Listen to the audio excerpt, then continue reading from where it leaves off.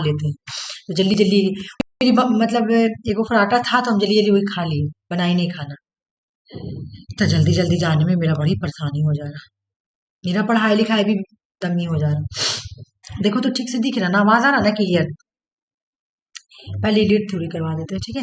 देखो, elite theory को हम लोग दोनों जगह पढ़ते हैं, कंपैरेटिव पॉलिटिक्स में भी पढ़ते हैं और इसको हम लोग ये पॉलिटिकल थ्योरी में भी पढ़ते हैं, ठीक है। तो पॉलिटिकल थ्योरी में हम लोग पढ़ते हैं कि जब डेमोक्रेसी आती है तो डेमोक्रेसी के अगेंस्ट कौन थ्योरी आई है, तो इस तरह से हम लोग पढ़ते हैं।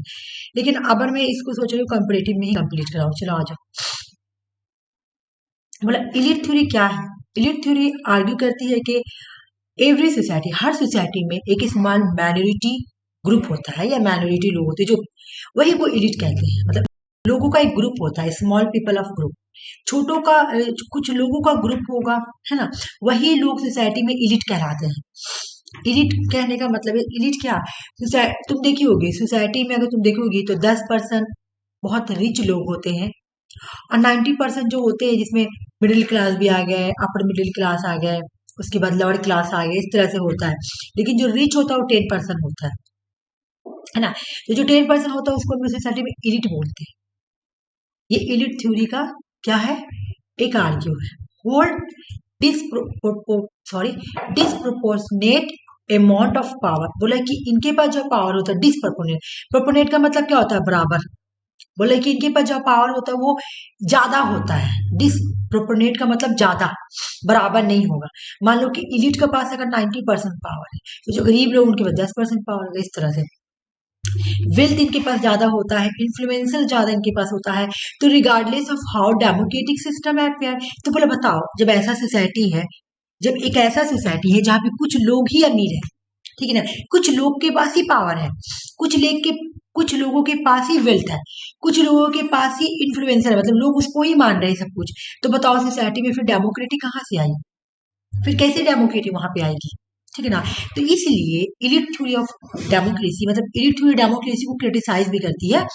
तो ये आर्ग्यू करती है कि जो रियल पॉलिटिकल पावर होता है ना डेमोक्रेसी में, वो जनरल पब्लिक के पास नहीं होता है, ठीक है, not held by the general public but rather by small group of elites. वो जो स्मॉल ग्रुप ऑफ इलीट है ना, सोसाइटी में जो कुछ लोगों का ग्रुप है ना, जो इलीट लोग हैं, जो अमीर, जो रिच है, जिसके पास पावर है, वेल्थ, वो उसी के पास पॉलिटिकल पावर होता है। ये इलिट बोल रहा है। इलिट थोड़ी क्या बोल रहा है कि सोसाइटी में कुछ माइनॉरिटी ग्रुप है ना, जिनके पास पावर है, उनके पास जो पावर है वो डिसप्रोपोर्शनेट है, मतलब ज्यादा है सोसाइटी में, इक्वल नहीं है, हर चीज ज्यादा, पावर वेल्थ हर चीज, ठीक है। तो आप कैसे बोल सकते हैं कि उस सोसाइटी में डेमोक्रेसी, डेमोक्रेसी का मतलब तो सबको इक्वलिटी देना है ना। तो बोले ये जो इसीलिए डेमोक्रेसी थ्योरी ये आर्ग्यू करती है, बोले पॉलिटिकल थ्योरी का एक थ्योरी है, ठीक है ना, कॉम्पिटेटिव पॉलिटिक्स में हम लोग इसको पढ़ते हैं। बोला कि जो रियल पॉलिटिकल पावर है ना डेमोक्रेसी में, वो आम लोगों के पास नहीं है, तो किसके पास है, स्मॉल ग्रुप ऑफ एलिट के पास है, ठीक है। बोला कि भाई सुनो, फिर बोले कि ये तो समझ में आ गया, अगर तुमसे कोई पूछेगा कि व्हाट इज द इलिट, तो तुम क्या बोलेगी, सोसाइटी में जो स्मॉल ग्रुप ऑफ पीपल रहते हैं ना वो इलिट है ना। तो इलिट थ्योरी जो डेमोक्रेसी को क्रिटिसाइज भी करती है एक तरीके से, क्योंकि उसका ये कहना है कि जो सोसाइटी में जो रियल पॉलिटिकल पावर है ना, वो जनरल पब्लिक के पास नहीं है, बल्कि स्मॉल ग्रुप ऑफ इलिट्स के पास है। तो काची का डेमोक्रेसी है ना, किस चीज का डेमोक्रेसी, पावर तो इन लोगों के पास है। तो जनरली इलिट, एक minute, elite generally refer to the select group of people. बोला इलिट, इलिट बोलता है कि वो जो वो ये लोग हमेशा कुछ लोगों को ही सिलेक्ट करते हैं, जो सोसाइटी का कुछ स्मॉल ग्रुप है ना, जो सिलेक्टेड ग्रुप है। पूरे इंडिया में इलिट का नाम बता सकती हो तुम, विराट कोहली, क्या नाम है तुम्हारा, मुकेश अंबानी, है ना, मुकेश अंबानी हो गया, टाटा हो गया, नरेंद्र मोदी हो गया। हालांकि टैप डिफरेंट डिफरेंट, लेकिन वो लोग इलीट है भाई, क्यों, उनके पास पावर है, चाहे वो पावर पैसे की वजह से हो, चाहे पॉलिटिकल पावर हो, चाहे इन्फ्लुएंसर हो। जैसे तुम देखोगी विराट कोहली, तो विराट कोहली क्यों क्यों इलीट है, क्योंकि उसको सब लोग उसे बहुत ज्यादा इन्फ्लुएंस है ना। अच्छा, मुकेश अंबानी क्यों, क्यों एलिट है? क्योंकि उसके पास बहुत सारा पैसा है। नरेंद्र मोदी क्यों? क्योंकि उसके पास पॉलिटिकल पावर है ना? तो यही लोग तो एलिट है भाई, यही लोग एलिट है, ठीक है? और ये स्मॉल ग्रुप ऑफ इंडिविजुअल या ऑर्गेनाइजेशन का ग्रुप, इनके पास बहुत पावर होते हैं। तो इसलिए एलिट थ्योरी जो है ना, वो डेमोक्रेसी थ्योरी थ्योरी को क्रिटिसाइज करती है। रुक जाओ, मैं ऊपर करती हूँ, ये ऊपर क्यों नहीं हो रहा? हाँ, बोले इसलिए जो इलिट थ्योरी है बोल अगेंस्ट है डेमोक्रेसी को, कि आप डेमोक्रेसी डेमोक्रेसी तो बोल रहे हैं, बट काची का, किस चीज का डेमोक्रेसी? सोसाइटी में तो मुझे डेमोक्रेसी देखने को मिला ही नहीं। तो इलिट थ्योरी बोलता है कि डेमोक्रेसी एक मिथ है, कुछ नहीं है। लोगों ने एक मिथ, मिथ का मतलब पता है ना क्या होता है? इमेजिनेशन, है ना, झूठ, है ना? तो डेमोक्रेसी एक मिथ है भाई, और कुछ नहीं है। ये इलिट थ्योरी बोलते हैं। इलिट थ्योरी के कुछ थिंकर है। अच्छा, ये दो पार्ट में भी होता है, साइकोलॉजिकल करके ऐसे कर कर, वो पेज में से लग रहा है डिलीट हो गया। यहाँ पे रहता है दो पार्ट, है ना? मैं देखूंगी तो उसको फिर मैं ऐड कर दूंगी, ठीक है? अब इलिट थ्योरी के कुछ जो थिंकर है वो इंपॉर्टेंट इंपॉर्टेंट हम लोग को पढ़ना है। पहला क्वेश्चन एग्जाम में ये आया हुआ 2019 में। क्यों नहीं लिखा रहा? 2019, यहाँ पे लिखती हूँ 2019, लिखा क्यों नहीं रहा मेरा?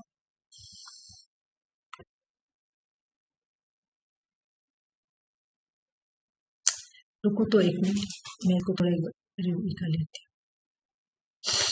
रिफ्रेश कर लेती हूँ, इस फिर हम बोला नहीं लिखा।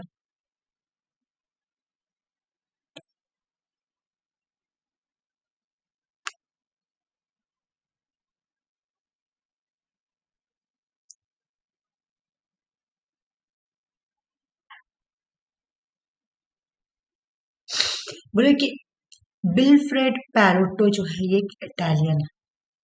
नहीं लिखा रहा, नहीं लिखा रहा। रुको तो, मैं इसको फिर से स्टार्ट करती हूँ, लीव। ठीक है,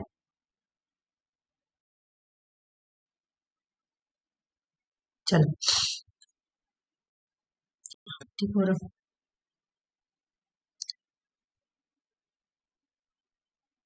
ठीक लिखा, चलो।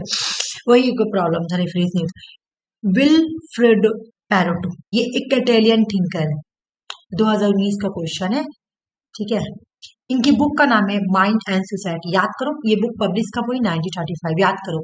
पैरोटो जो है वो एक इटालियन इलिट थिंकर है, और उनकी बुक का नाम है माइंड एंड सोसाइटी। ये बुक पब्लिश कब हुई थी? 1935 में, ठीक है? पैरोटो बोलते हैं कि एक सोसाइटी में, है ना, दो तरह के एलिट होते हैं। इन्होंने क्या किया? एलिट क्लास को टू कैटेगरीज में डिवाइड किया। इन्होंने बोला एक होता है गवर्निंग एलिट, और दूसरा होता है नॉन गवर्निंग गवर्निंग एलिट।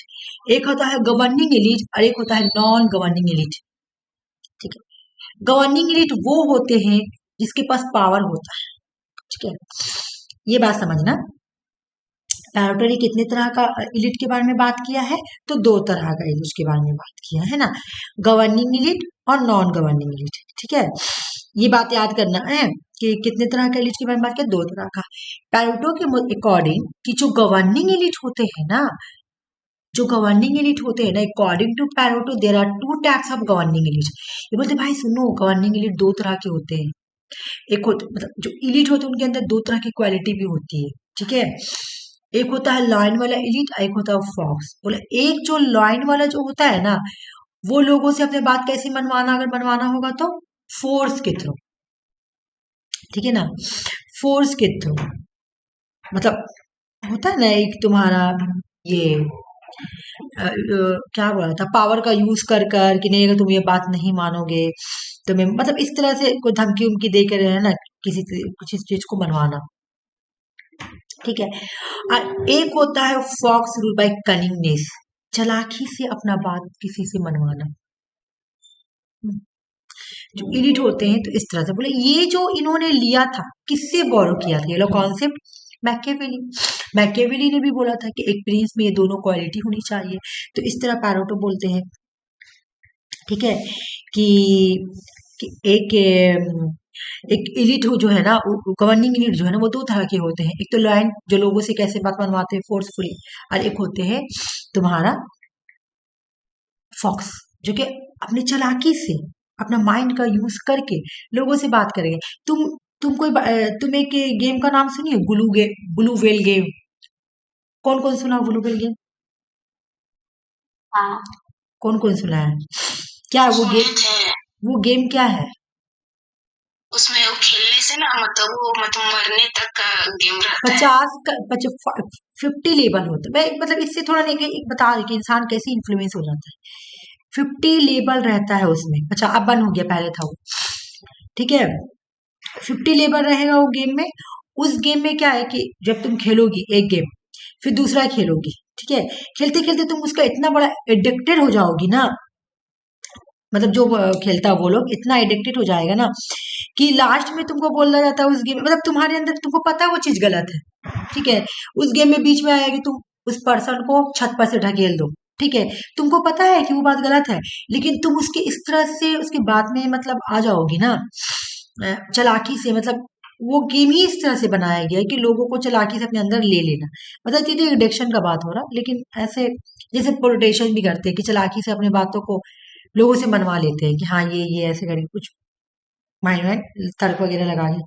तो गेम एक्चुअल में नहीं रिलेट कर रहा, गेम हो गया अलग, डिफरेंट, सॉरी, गेम नहीं रिलेट होगा, क्योंकि गेम तुम्हारा होता है कि गेम का एडिक्ट जो हो जाता है वो उस गेम का आदी होता है, मतलब वो गेम छोड़ के भी नहीं छोड़ पाएगा, वो एग्जाम्पल नहीं होगा। लेकिन हाँ, पोलिटिशियन हो सकता है, जैसे कि तुम कोई बात को नहीं मानना चाह रही होगा, पब्लिक कोई बात को नहीं मान रहा है, पोलिटिशियन बहुत चालाकी से क्या करेगा, थोड़ा पैसा दे देगा, तो जैसे तो बिहार में हुआ, बिहार में क्या हुआ था, 10-10 हजार रुपए सबका अकाउंट में दिया है ना, इस तरह से, तो उसको फॉक्स वाली चालाकी बोलेंगे, ठीक है, ठीक है।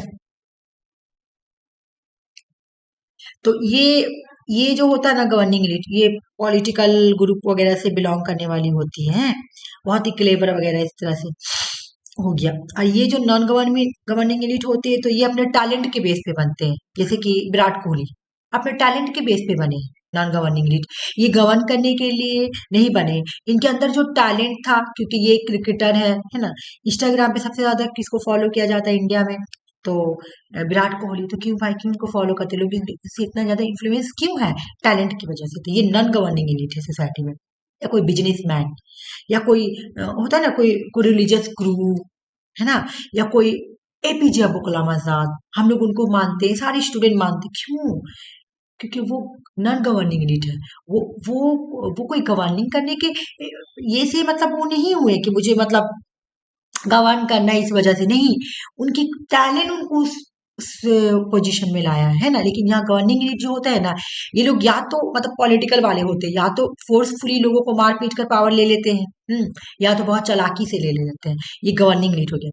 नॉन गवर्निंग एलिट होते हैं जो टैलेंट के बेस पर बनते हैं, ठीक है, जो टैलेंट के बेस पर उनके अंदर वो कैपेबिलिटी होती है कि लोगों को अपने अंदर इन्फ्लुएंस कर लेना। हम एक एग्जांपल दे रहे हैं, अभी हम लोगों को कोई इन्फ्लुएंसर नहीं होगा, है ना, हम लोग ऐसा कोई नहीं, लेकिन मान लो कि अगर हम लोग लाइफ में कुछ ऐसा करते हैं, नोबेल प्राइज वगैरह मिल गया, मतलब ऐसा ही हो, अल्लाह करे, है ना, मिल गया, तो हम लोगों का भी बहुत ज्यादा इन्फ्लुएंसर आ जाएगा, हम लोग भी इलीट कहला जाएंगे, है ना, हम लोग भी इलीट कहलाएंगे। तो हम लोग को जो वो पावर मिलेगा, वो हम लोग गवर्निंग करने के लिए नहीं आए, हम लोग लोगों पे गवर्न करने के लिए नहीं, बल्कि हम लोगों को वो टैलेंट के बेस पे मिलेगा, हम लोग को कैपेबिलिटी के बेस पे मिलेगा वो चीज, है ना, समझ में आ रहा है ना।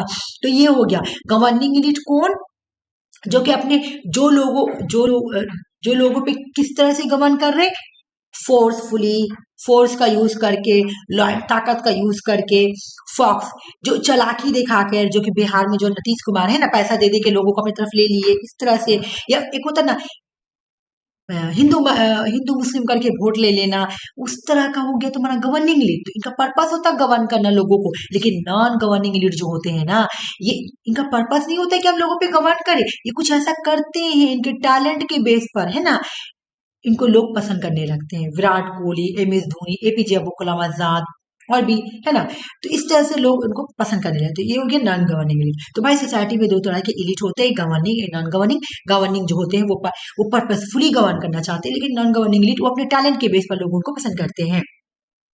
पैरोटो ने एक कॉन्सेप्ट दिया था जिसका नाम था सर्कुलेशन ऑफ एलीट, ठीक है, ये एग्जाम में क्वेश्चन आया हुआ, ठीक है, इवन ये भी आया हुआ, बोले कि one elite replace the another, बोले इलीट हमेशा एक आदमी नहीं रहता, एक आएगा तो दूसरा जाएगा, ये बात बिल्कुल, एक इलीट दूसरी इलीट को रिप्लेस करता है, बिल्कुल। 2014 से पहले कौन इलीट था इंडिया में, प्राइमरी अगर पॉलिटिकल में तुम देखोगी तो कौन था, तुम्हारा यही कांग्रेस। कांग्रेस था, ठीक है, चेंज हुआ, आया बीजेपी, पूरे इंडिया का तो इलीट अभी वही हम मानेंगे पॉलिटिकली। उसके बाद अगर तुम देखोगी पहले, अभी इतना मुकेश अंबानी का देखा था जब से जियो आया है, तो पहले इतना क्या इतना वो इन्फ्लुएंस नहीं थे लोगों, है ना? या कोई किसी जमाना में आदमी विराट कोहली को उतना नहीं आदमी जानता था, लेकिन वो तो टैलेंट के बेस पे है। सचिन तेंदुलकर। सचिन तेंदुलकर वगैरह को मतलब हम लोग पता नहीं कब का पीरियड, लेकिन है कोई पीरियड में उनको भी लोग मानते थे, ठीक है ना? तो इस तरह से बोल रहे हैं कि भाई चेंज होता है, एक आएगा तो दूसरा जाएगा। ये नहीं कि उसका पूरा पर्सनैलिटी खत्म हो जाएगा, लेकिन पिक पे एक ही रहता है, एक आएगा तो दूसरा रिप्लेस होगा।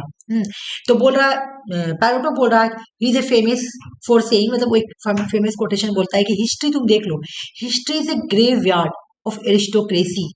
हिस्ट्री तुम देख लो, एरिस्टोक्रेसी मतलब कुछ लोगों का ग्रुप, ठीक है?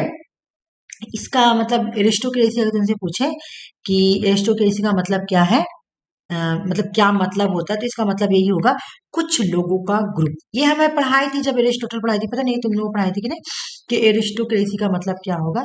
तो ये माइंड में रख लेना, स्टोक्रेट या स्टोक्रेसी जो भी, ठीक है ना? इसका मतलब होता है कि कुछ लोग, ठीक है ना, जैसे वही इलिट लोग है ना। तो बोला कि हिस्ट्री तुम देख लो, कुछ लोगों के कब्र से ही भरा पड़ा है। History is a graveyard, graveyard मतलब कब्र होता है। कब्र तुम लोग जानती हो क्या होता है? हाँ। जैसे जैसे जैसे तुम लोग में अगर कोई डेट कर दे तो तुम लोग जलाती हो, है ना? हम लोग में अगर कोई डेट कर दे तो उसको हम लोग जाके दफन कर देते हैं। तो जो दफन करते हैं उसको कब्र बोला जाता है, जहाँ पे लोगों को दफन किया जाता है, ठीक है? तो उसको कब्र बोला जाता है। तो यहाँ पे यही बोला कि हिस्ट्री तुम ना, कुछ लोगों से ही, हिस्ट्री जो है ना कुछ लोगों के कब्र से भरा पड़ा है। हिंदी में पता नहीं क्या बोलते हैं ग्रेवयार्ड को, मतलब उर्दू में तो कवर बोलते हैं। तुम लोगों को अगर पता है तो बताओ। नहीं जाने? हाँ, तुम लोग कैसे जानेंगे, यही बात है। लेकिन इन्होंने एक मिनट रुक जाओ, मैं इसका गूगल में मीनिंग देखती हूँ।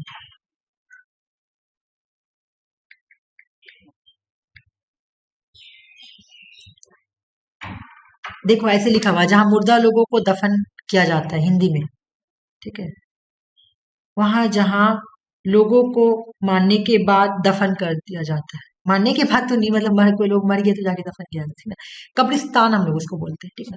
तो यहाँ पे यही बोला कि history is a graveyard of aristocracy. तुम देख लो हिस्ट्री उठाकर, कुछ लोगों के कब्र से ही भरा पड़ा है। यहाँ पे याद कर लो ये वाला, history is a graveyard of aristocracy, ये आया हुआ क्वेश्चन है, वो भी एक बार ने बहुत बार आया, ठीक है ना? पैरोटो ने एक और कॉन्सेप्ट दिया था जिसका नाम था सिक्स रेसिडिस, पैरोटो क्लासिफाई रेसिडिस। इन्होंने रेसिडिस दिया था, बोला ये जो रेसिडिस है ना, सिक्स सिक्स रेसिडिस, इन्होंने बोला कि 6 तरह का रेसाइडिस होते हैं। कौन? पैरोटो ने बोला था। बस इसके आगे नहीं जाना है, इसके आगे बहुत लेंदी है। पैरोटो पर समझ में आया। पैरोटो ने बोला 2 तरह इलिट होते होंगे, elite governing elite, non governing elite, पहला क्वेश्चन। दूसरा कि जो गवर्निंग इलिट होंगे उसमें रैंड एंड फॉक्सी क्वालिटी होगी, मैकियावेली इन्होंने ये कॉन्सेप्ट दिया। नॉन गवर्निंग इलिट कौन बनते हैं सोसाइटी में? जो टैलेंट के बेस पे बनते हैं। पैरोटो ने सर्कुलेशन ऑफ इलिट दिया था, और इन्होंने बोला कि इलिट का मतलब होता है कि इलिट मतलब क्या है, सर्कुलेशन ऑफ इलिट का मतलब एक आएंगे तो दूसरे जाएंगे, है ना, इस तरह से सर्कुलेट होता जाएगा। इन्होंने बोला हिस्ट्री जो है, history is the graveyard of aristocracy. तो कबर देख लो उठाकर, हिस्ट्री का कबर देखो, कुछ लोगों से ही भरा पड़ा है। इन्होंने रिसाइडाइस दिया था, वो कितने ग्रुप के होते हैं? इन्होंने क्या बोला था? पैरोटो ने बोला 6 रिसाइडाइस होते हैं, ठीक है? अब आते हैं हम लोग मॉस्का। मॉस्का का बुक याद करो, द रूलिंग क्लास। मुझे बताओ तो पैरोटो का बुक का नाम क्या है, जल्दी बताओ। Sushma Alakshmi, mind and society. Mind and society book है 1935, ठीक है? देखो मैं याद कराती चलूंगी, देख लो, माइंड एंड सोसाइटी, ठीक है? अब आ जाओ दूसरा question. The ruling class book किसका है? मॉस्का का है। मॉस्का कहाँ के थे? इटालियन। 2019 में क्वेश्चन आया था, 4 गो इलिट थिंकर लिखा हुआ था। क्वेश्चन लिखा हुआ है कि इसमें से कौन सा इटालियन थिंकर है, ठीक है? तो भाई देख लो, मॉस्का भी इटालियन है, ठीक है ना? इनका बुक का नाम है रूलिंग क्लास, और इन्होंने दिया है, इन्होंने बोला कि हर सोसाइटी में 2 तरह के रूलिंग क्लास होते हैं। हाँ सॉरी, हर सोसाइटी में 2 क्लास होती है, एक होती है रूलिंग क्लास और एक होती है रूल्ड क्लास। रूलिंग क्लास कौन होती है भाई? Small minority in society that hold political power या कंट्रोल ओवर रिसोर्सेज, जिसका पूरे रिसोर्स पे कंट्रोल होगा, जिसका पूरा पॉलिटिकल पावर पे कंट्रोल होगा, इस तरह के लोगों को हम लोग बोलते हैं रूलिंग क्लास। रूल्ड क्लास कौन है? जिस पर ये मेजोरिटी ग्रुप, ये पॉपुलेशन का मेजोरिटी ग्रुप होता है, इनको कंट्रोल किया जाता है। जो रूलिंग क्लास है ना, इनको कंट्रोल करते हैं। ठीक है, बाकी शॉर्टकट में उतना पढ़ने की जरूरत। रूलिंग क्लास जो है वो इलीट है, जिसको किसी तरह का जिसके पास दौलत हो, प्रेस्टिजियस हो, पॉलिटिकल इन्फ्लुएंसल हो, किसी तरह का इन्फ्लुएंसल हो, है ना, वो रूलिंग क्लास हो गया। वो लोगों पे क्या करते हैं भाई? वो लोगों पे करते हैं रूल। बोला कि जो देखो, एक बार रूलिंग क्लास का फीचर पढ़ लेते हैं। जो माइनॉरिटी रूलिंग क्लास जो होता है वो हमेशा स्मॉल में होगा और हमेशा ऑर्गेनाइज माइनॉरिटी में होगा, ज्यादा नहीं होगा। They control most of the wealth, इनके पास बहुत ज्यादा पैसा होगा समाज में, सोसाइटी में। इसके बाद प्रेस्टीज स्टेटस होगा, है ना। ये लोग परफॉर्म करेंगे और पॉलिटिकल फंक्शन। बहुत ही पैरोटो का बहुत छोटा था। मुझे जल्दी से बताओ कि पैरोटो का बुक का नाम क्या था? जल्दी। In society. Mind and society. हाँ, माइंड एंड सोसाइटी। मुझे जल्दी बताओ कि ये मॉस्को का बुक का नाम क्या था? The ruling class. Ruling class का डेट जल्दी से बता दो मुझे। 1896। 1896। पैरोटो का बुक का माइंड एंड सोसाइटी का जल्दी से वो डेट बता दो। 1935, बिल्कुल सही। 1896, ठीक है ना। चलो आ जाओ। रॉबर्ट मिचेल्स जो थे, इन्होंने ये क्वेश्चन आता है और बहुत मतलब ये छोटा क्वेश्चन है तो इसको याद करो और आदमी कंफ्यूज हो जाता है, ठीक है ना। रॉबर्ट मिचेल्स, बुक का नाम political parties, concept and of oligarchy. क्या बोला इनका आर्गू क्या था? All form of organisation. बोला मैंने हर ऑर्गेनाइजेशन देखा, मैंने डेमोक्रेटिक कंट्री देखा, मैंने ऑटोक्रेटिक कंट्री देखा, मैंने हर जगह देखा। मुझे क्या देखने को मिला? ओलिगार्की ही देखा। रॉबर्ट मिचेल्स बोल रहे हैं कि मैंने डेमोक्रेटिक कंट्री देखा, मैंने ऑर्गेनाइजेशन देखा, मैंने ऑटोक्रेटिक कंट्री देखा, मुझे हर जगह देखने को मिला कुछ लोगों का ही group, small people of group ही मिला मुझे देखने को। ये लोग ही रूल किए, ठीक है। इन लोगों का ही ग्रुप मिला, मतलब कुछ लोगों का ही ग्रुप मिला, कुछ लोग ही रूल कर रहे हैं, ठीक है। कुछ लोग ही रूलिंग क्लास है, कुछ लोग ही रूल कर रहे हैं। कुछ लोगों का ही ग्रुप मुझे देखा, ओलिगार्की ही मुझे देखने को, है ना। मैंने हर जगह देखा, मैंने डेमोक्रेसी कंट्री गया, मैंने ये अपने बुक में ये भी बोले, मैं रसिया तक का गया। अगर ये पूरा तुम पढ़ोगी तो बोलो, इन्होंने बोला कि मैंने कम्युनिस्ट रसिया भी मैं गया, लेकिन वहां पे मुझे क्या देखने को मिला? ओलिगार्की ही देखा। ओलिगार्की का मतलब होता है कुछ लोगों का ग्रुप, है ना। तो मैंने देखा एरन लॉ ऑफ ओलिगार्की, मतलब बिल्कुल लोहे के जैसा मजबूत मैंने ग्रुप देखा कुछ लोगों का। पूरा बुक में अगर तुम पढ़ोगी ना, तब उसमें साफ साफ इन्होंने लिखा कि मैंने डेमोक्रेसी कंट्री देखा, मैंने ऑर्गेनाइजेशन देखा, मैंने कम्युनिस्ट रसिया भी मैं गया, लेकिन वहां पर भी मुझे आयरन लॉ ऑफ ओलिगार्की ही देखा। कुछ लोगों का ही ग्रुप को लॉ देखा, कुछ लोग ही लॉ बना रहे, कुछ लोग ही रूल कर रहे, कुछ लोग ही कुछ लोगों का ही कंट्रोल है, ठीक है।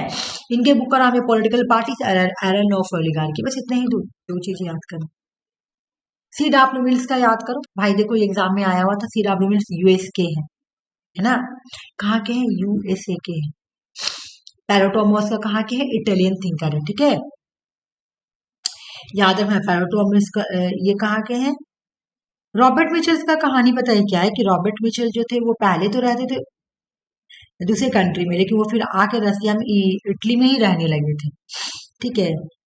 ये पहले रहते थे लेकिन फिर उसके बाद अपना आके इटली में वो रहने लगे। तो इस तरह से इनका कोई क्लियरिटी नहीं दिया हुआ रॉबर्ट मिचेल्स का, मतलब साफ साफ ऐसे लिखा हुआ है कि पहले तो वो रहे हैं लेकिन बाद में वो जर्मन में रहते थे, ऐसे इनका स्टोरी।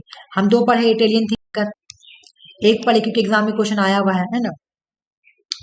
रॉबर्ट जो मिचेल्स थे वो जर्मन में पैदा हुए थे, उनकी पैदाइश जो थी वो जर्मनी की थी। मैं लिखी थी, दूसरा नेक्स्ट में लिखा हुआ था, ठीक है। लेकिन बाद में वो इटली चले गए। तो उन्होंने जो इटली, देखो कहानी में यहाँ बता देती हूँ क्योंकि मैं लिखी नहीं हूँ यहाँ पे, मैं यहाँ पे लिख देती हूँ, ठीक है। थोड़ा समझा देती हूँ क्योंकि सबका, क्योंकि एग्जाम में आया हुआ क्वेश्चन है भाई, तो इसको तो पढ़ना जरूरी है। लेजर क्यों नहीं काम कर, ठीक है।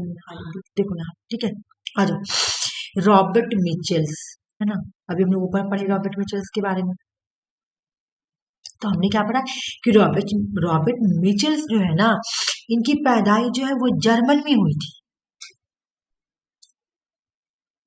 ठीक है। लेकिन ये थिंकर कहाँ के थे? इन्होंने इलिट थ्योरी लिखा था किसके लिए? ये इटालियन स्कॉलर थे। क्या थे? Italian scholar.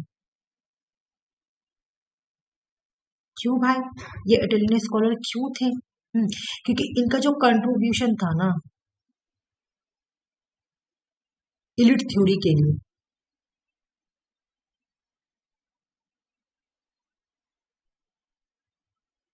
वो इटली के लिए था। इन्होंने जो कंट्रीब्यूट किया था, जो भी ये किया था, इटली के लिए, इटली के लिए था, ठीक है ना।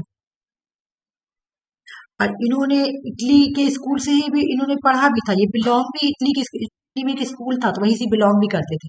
कहानी समझ में आई कि रॉबर्ट मिचेल का पैदा जर्मन में हुआ था, लेकिन वो थिंकर थे इटालियन, क्योंकि उनका जितना भी कंट्रीब्यूशन था इलिट थ्योरी के लिए इटली के लिए था, है ना।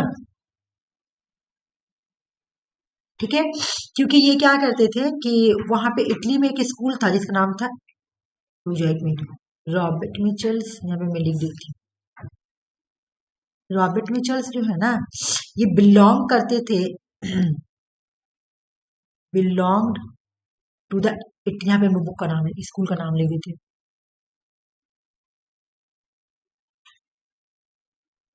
इटालियन स्कूल ऑफ इलिटिज्म, ELITISM, ठीक है ना। इसलिए इनके इटालियन थे, इसलिए मैं यहाँ पे लिखी भी नहीं थी, हालांकि मुझे लिखना चाहिए वो सिखाई थी, ठीक है। जो मैं यहाँ पे लिखी वो मुझे यहाँ पे भी लिखना चाहिए था, ठीक है। लेकिन इतना तो क्लियर हो गया, है ना। अब आ जाओ, सॉरी यहाँ पे था, इनका था ना, है ना, रॉबर्ट मिचेल्स का। मैं रॉबर्ट मिचेल्स का लिखी हूँ यहाँ पे, ठीक है। ये रॉबर्ट मिचेल से देख लो, रॉबर्ट मिचेल जर्मन पैदा हुआ था, बॉर्न हुआ था जर्मन में, लेकिन वो थिंकर थे, इटालियन स्कॉलर था, ठीक है। क्योंकि उनका जो कंट्रीब्यूशन था इटली में था। रॉबर्ट मिचेल बिलोंग करते थे इटालियन स्कूल ऑफ लिटिज्म से, ठीक है। कहानी खत्म। अब यहाँ पे आ जाओ। अब देखो CW मिल्स, याद रखना यूएस के थे। CW मिल्स कहाँ से बिलोंग करते थे? यूएस से। बुक का नाम क्या था? बुक का नाम था, तुम देखोगे द पावर इलीट्स। कब की? 1956। सबसे न्यू यही आएंगे, अगर क्रोनोलॉजिकल मांगेगा, पैरोटो, मॉस्का, उसके बाद तुम्हारा रॉबर्ट मिचेल्स, और उसके बाद तुम्हारा CW मिल्स, तो हम लोग बुक से बैठा सकते हैं ना। सबसे पहले तुम्हारा आ जाएगा मॉस्का, फिर पैरोटो, पैरोटो के बाद 935, उसके बाद नहीं, पैरोटो, सॉरी सॉरी, मॉस्का, मॉस्के के बाद CW Mills 1985, C W Mills के बाद नहीं, CW मिल्स तो सबसे लास्ट, सॉरी, रॉबर्ट मिचेल्स, उसके बाद पैरोटो, और उसके बाद CW मिल्स। इस तरह से बैठ जाए, है ना। चलो आ जाओ, क्योंकि बुक देखो ना, बुक से समझ में आ जाएगा, फिर हम फिर बुक रिवीजन कराएंगे। CW मिल्स का बुक का नाम है द पावर इलिट, ये यूएस के थे। Monolithic elite structure, the power elite. Mill का आर्ग्यू था कि power elite is a small group of interconnected individual who control to disproportionate amount of power, wealth, influence, particularly area of national and global decision making। इन्होंने वही बात बोला जो elite का decision है, जो डिफिनेशन है। इन्होंने बोला कि अगर आप देखेंगे ना, सोसाइटी में जो लोगों का ग्रुप है ना, एक छोटा सा ग्रुप है, लेकिन ये एक दूसरे से कनेक्ट होते हैं, ठीक है। और ये जो है ना, इनका पास जो पावर होता है ना, जो कंट्रोल होता है, वो डिसप्रोपोर्शनेट होता है। पावर हो, वेल्थ हो, जो भी इन्फ्लुएंस है, सब मतलब सोसाइटी में जो लोग हैं ना, तो सबको पास बराबर पावर नहीं दिया गया है। एक सोसाइटी में लोगों के पास बराबर पावर नहीं, जो इलिट लोग हैं उसके पास ज्यादा है, और जो गरीब लोग उसके पास कम है। तो देखो डिसप्रोपोर्शनेट हो गया। प्रोपोर्शनेट का मतलब होता है बराबर, लेकिन डिस लगा दोगी तो वो बराबर नहीं। तो बोले सोसाइटी में ऐसे लोग जिनके पास डिसप्रोपोर्शनेट अमाउंट ऑफ पावर है, मतलब इनके पास ज्यादा पावर है, वेल्थ भी ज्यादा है, इन्फ्लुएंसर भी ज्यादा है, तो ये लोग एलिट है। लेकिन इन्होंने बोला कि मैंने देखा कि सोसाइटी में 3 तरह का एलिट होते हैं। 3 पिलर ऑफ एलिट। कौन? CW मिल्स बोल रहे हैं।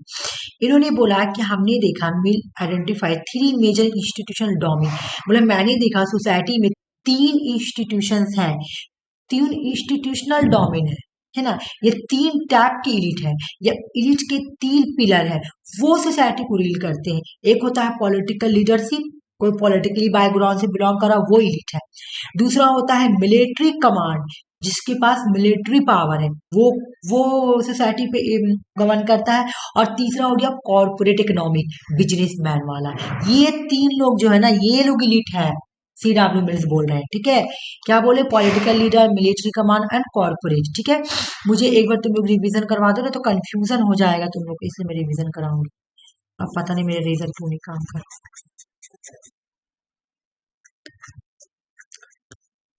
यहाँ पे मैं तुम लोग से रिवीजन करवा रही हूँ, ठीक है। मुझे बताओ पहले कि पैरोटो का बुक का नाम क्या है? जल्दी से, टाइम नहीं है मेरे पास। Mind and society. डेट बताओ, माइंड एंड सोसाइटी डेट बता दो। 1935। मॉस्का का बुक का नाम बताओ, द रूलिंग क्लास। डेट बता दो। 1996। रॉबर्ट मिचेल्स का बुक का नाम बताओ। Political parties. Political parties. Concept का नाम बताओ। RM law of oligarchy. बिल्कुल। मुझे जल्दी से CW मिल्स का बुक का नाम बताओ। The power elite. The power elite. इन्होंने क्या बोला? सोसाइटी में कितनी तरह का एलिट होते हैं? कई तरह के एलिट होते हैं। कौन कौन? पॉलिटिकल लीडरशिप, मिलिट्री कमांड और हाँ। Corporate economics. बिल्कुल, बस याद हो गया तो चलो, कोई चाहिए नहीं, आ जाओ।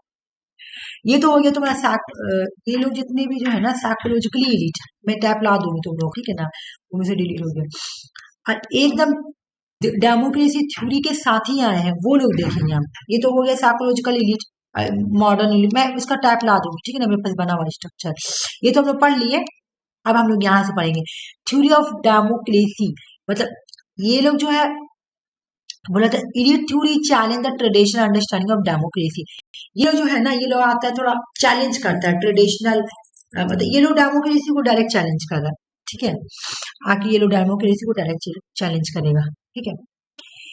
Elite theory challenge the traditional understanding of democracy. बोले जो डेमोक्रेसी को समझाया गया है ना, वो ट्रेडिशनली समझाया गया है। इन लोग जो आए, ये लोग नए तरीके से समझाएंगे, ठीक है। कार्ल मैनहम,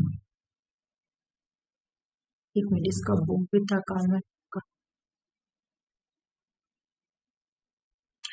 कार्ल मैनहम जो है, इनकी बुक का नाम है, यहाँ पे देखो, आइडियोलॉजी एंड यूथोपिया, कार्ल मैनहम, ठीक है। कार्ल मैनहम जो है, इनका बुक का नाम है आइडियोलॉजी एंड यूटोपिया, 1936 का है। Address the role of the elite democratic governance. Democracy governance में जो इलीट का रोल है ना, उसको एड्रेस करते हैं अपने बुक आइडियोलॉजी एंड यूटोपिया में। इस बुक का नाम है 1936। तुम लोग बस ऐसे ही मत याद करो कि बस ये इलीट थ्योरी है। कार्ल मैनहम भी क्या है? एक इलीट थिंकर है, ठीक है। आ जाओ। Elite theory of democracy is a political that argue real political point democracy not held by the general public। वही elite का जो डेफिनेशन है, वही इन्होंने भी बात बोला, यही बात कि भाई अगर हम देखेंगे तो जो पावर है सोसाइटी में, रियल पॉलिटिकल पावर है, वो कुछ लोगों के पास से है, ना कि सोसाइटी के जनरल पीपल के पास है, ठीक है ना। इन डेमोक्रेटिक सिस्टम में महन आर्ग्यू कर रहे हैं कि society delegated the responsibility of policy making to a specific class of political elite. मतलब सोसाइटी में जो भी पॉलिसी मेकिंग का रिस्पॉन्सिबिलिटी होता है, उसको डेलीगेट करने का रिस्पॉन्सिबिलिटी होता है, ये स्पेसिफिक क्लास करती है। ये जो स्पेसिफिक क्लास होते हैं, पॉलिटिकल एलिट होते हैं। ये बिलीव करते हैं कि power can not directly exercise governing power. मतलब इनका कहना था कि सुनो भाई, अगर तुम देखोगी तो सोसाइटी में पावर जो है वो डायरेक्टली एक्सरसाइज नहीं हो रहा है, one day to basis instead their role largely indirect periodically. बोला डायरेक्ट पावर को एक्सरसाइज नहीं किया जाता, इनडायरेक्ट किया जाता है, पीरियडिकली एक्सरसाइज किया जाता है। मैनहम कहते हैं कि election are held in regular intervals reflect in public wishes. बोला देखो कैसे पावर, देखो डायरेक्ट कैसे नहीं हो रहा, पीरियडिकली, मतलब हर 5 साल के बाद इलेक्शन हो रहा तो दूसरे के पास पावर आ रहा। बोला पावर एक डायरेक्टली एक्सरसाइज नहीं हो रहा, बल्कि दिन के बेसिस पे हो रहा, मतलब 5 साल के बाद होगा, है ना, इस तरह से होगा। इलेक्शन के बेसिस, बोला रेगुलर इलेक्शन तुम्हें एक 5 साल के बाद हो रहा है ना, तो जब रेगुलर इलेक्शन नहीं होगा तो लोगों का जो बीस है ना, वो पता नहीं चलेगा कि लोग क्या चाह रहे हैं। हो सके 1 साल ये अच्छा चला रहा, दूसरा अच्छा नहीं चला है, फिर 5 साल लोगों को वेट करना पड़ता है ना, तब लोगों का विश जो है ना वो ठीक से रिफ्लेक्ट नहीं हो पाता है। Through voting people express their aspiration and preference. लोग तो अपना वोटिंग को चूज कर लेते हैं, है ना, जो उनको अपना पसंद रहता है, ठीक है, चूज कर लिए। लेकिन हो सके वो एक साल ही अच्छा चलाए और दूसरा साल अच्छा ना चलाए। जैसे तुम नीतीश कुमार देखी होगी, नीतीश कुमार स्टार्टिंग में तो पूरा पैसा वगैरह दम दिया, लोगों को अपनी तरफ कर लिया। उसको पता है कि हम जैसे सीएम बन जाएंगे 5 साल तक, फिर हमको कुछ करना नहीं है ना।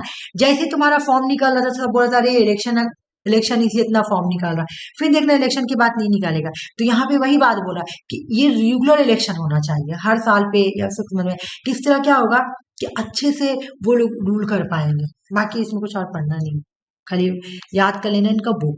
काल्विन हैम का बुक का नाम है आइडियोलॉजी इन इथियोपिया 1996 में। जेम्स ब्रनहम की बुक का नाम है, जेम्स ब्रनहम का बुक का नाम है द मैनेजर रिवोल्यूशन। और ये बुक जो है जेम्स ब्रनहम ने 1941 में लिखा था। ये बोले सुनो भाई, ब्रनहम आर्ग्यू करिए, ये बुक बहुत बार एग्जाम में आया, अगर मैं 10 बार भी बोलूं तो कम है। मैनेजर रिवोल्यूशन हम, ठीक है, मैनेजर रिवोल्यूशन जो है ना वो बहुत बार आया है, ठीक है, बहुत बार है, तो अच्छे से पढ़ लो।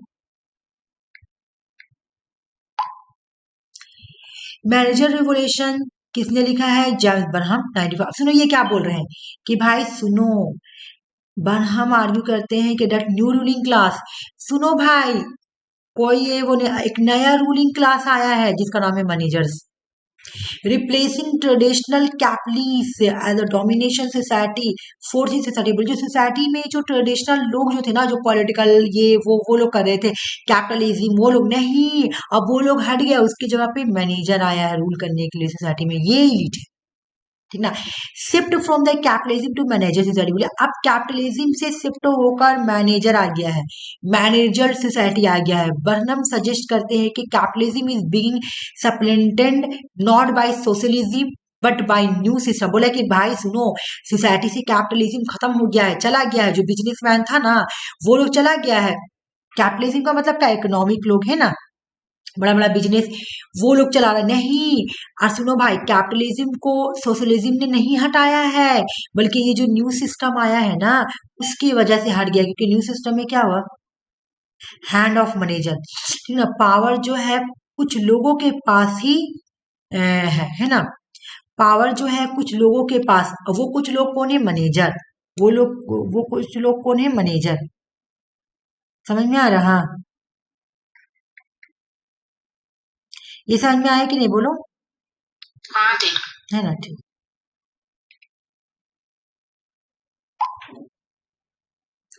तो मुझे बताओ कि, एक मिनट, मुझे बताओ कि तुम्हारा मैनेजर रेगुलेशन बुक किसका है? जेम्स ब्रनहम। ठीक है। आइडियोलॉजी एंड इथियोपिया बुक किसका है?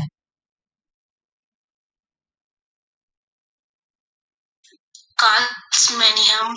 हाँ ठीक है। मुझे बताओ, रुक जाओ, माइंड एंड सोसाइटी बुक किसका है? परेटो। पैरेटो का तो हल्का है ना, बाकी यार ऐसा कुछ इधर पूछने वाला है ही नहीं। चलो फिर पूछूंगी, तुम लोग याद रखना। मैंने रेमंड आयरन, रेमंड आयरन जो थे, इनका बुक है social structure and ruling class, 1950s में, याद कर लो। Social structure and ruling class, ठीक है, social structure and ruling class किसकी बुक है भाई? किसकी बुक है? रेमंड आयरन की बुक है। Aron constituted liberal democracy Soviet style regime in term of elite structure. ये बोले भाई इलीट जो है कि स्ट्रक्चर ग्रुप में है, ठीक है, लिबरल डेमोक्रेसी, तो इलीट क्लास डिवाइडेड, बोले इलीट क्लास को डिवाइड किया गया है, पॉलिटिकल, इकोनॉमिक, मिलिट्री, है ना, जो इंटेलेक्चुअल ग्रुप है ना वही को डिवाइड कर दिया गया, यही लोग तो इलीट है। We have compete interest not unify, ये लोग यूनिफाइड नहीं है, लेकिन यही लोग इलीट है। बोला कि Soviet system elite classes are integrated, बोले सुबित क्लास में मुझे देखने को मिला था, सुबित यूनियन में, है ना। The ruling elite the party control political, economic, ideological, जो जो रूलिंग क्लास रहता है ना वो क्या करता है? पॉलिटिकल, इकोनॉमिक, आइडियोलॉजिकल, इन सबको कंट्रोल करके रहता है। ये इंटीग्रेटेड इलीट होते हैं एक दूसरे के, ये जो बोला ना कि पॉलिटिकल, इकोनॉमिक, मिलिट्री, ये सब क्या इंटेलेक्चुअल इलीट है ना। ये एक आदमी क्या करेगा, क्या करेगा? एक आदमी है, ठीक है ना, उस सब चीजें, जैसे तुम्हारा सोवियत यूनियन में बता रहा है कि सोवियत यूनियन में तो यूएसएसआर जब था तो क्या था, यूएसएसआर का पूरा कंट्रोल था इकोनॉमिक पर, पॉलिटिकल, मिलिट्री पर, है ना।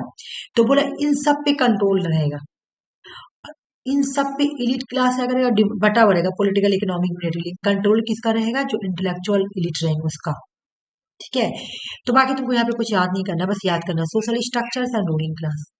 इन्होंने बोला है कि सोसाइटी में जो सोशल स्ट्रक्चर्स है ना, वही तो रूल कर रहे हैं, वही एलिट क्लास है, वही एलिट क्लास है। बाकी इसमें और कुछ नहीं पूछेगा, तुमसे पूछेगा कि social structure and ruling class book किसका है, तो 1950s में रेमंड एरोन का है। ठीक है, मुझे एक बार बता दो कि मैनेजर रिवोल्यूशन बुक किसका है। जेम्स ब्राहम।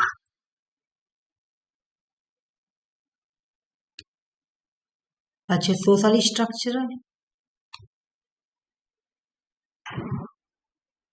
एंड रूलिंग क्लास किसका है, रेमंड एरोन का। रेमंड एरोन का। ठीक है, मुझे बताओ आइडियोलॉजी यूटोपिया किसका है, कार्ल मैरियम। है ना। ठीक है,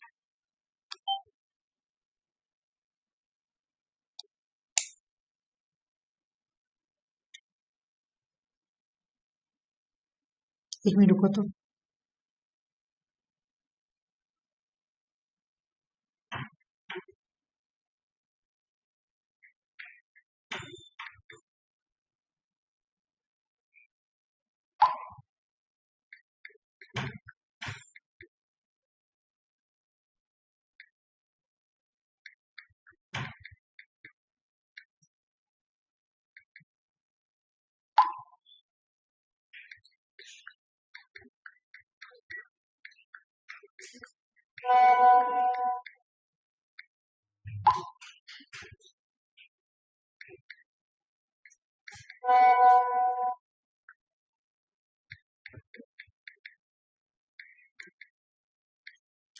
हाँ ठीक है, मेन चीज बुक हो रहा तुम्हारा कॉन्सेप्ट है, तो जो कि मैं तुम लोगों को रिवीजन कर करके याद करा दी। ठीक है ना, अब आओ, अब सुनो भाई, कहानी अगर तुम देखोगी ना, ऐसे रुक जाओ, मैं तुम लोगों को एक बार कहानी सुना।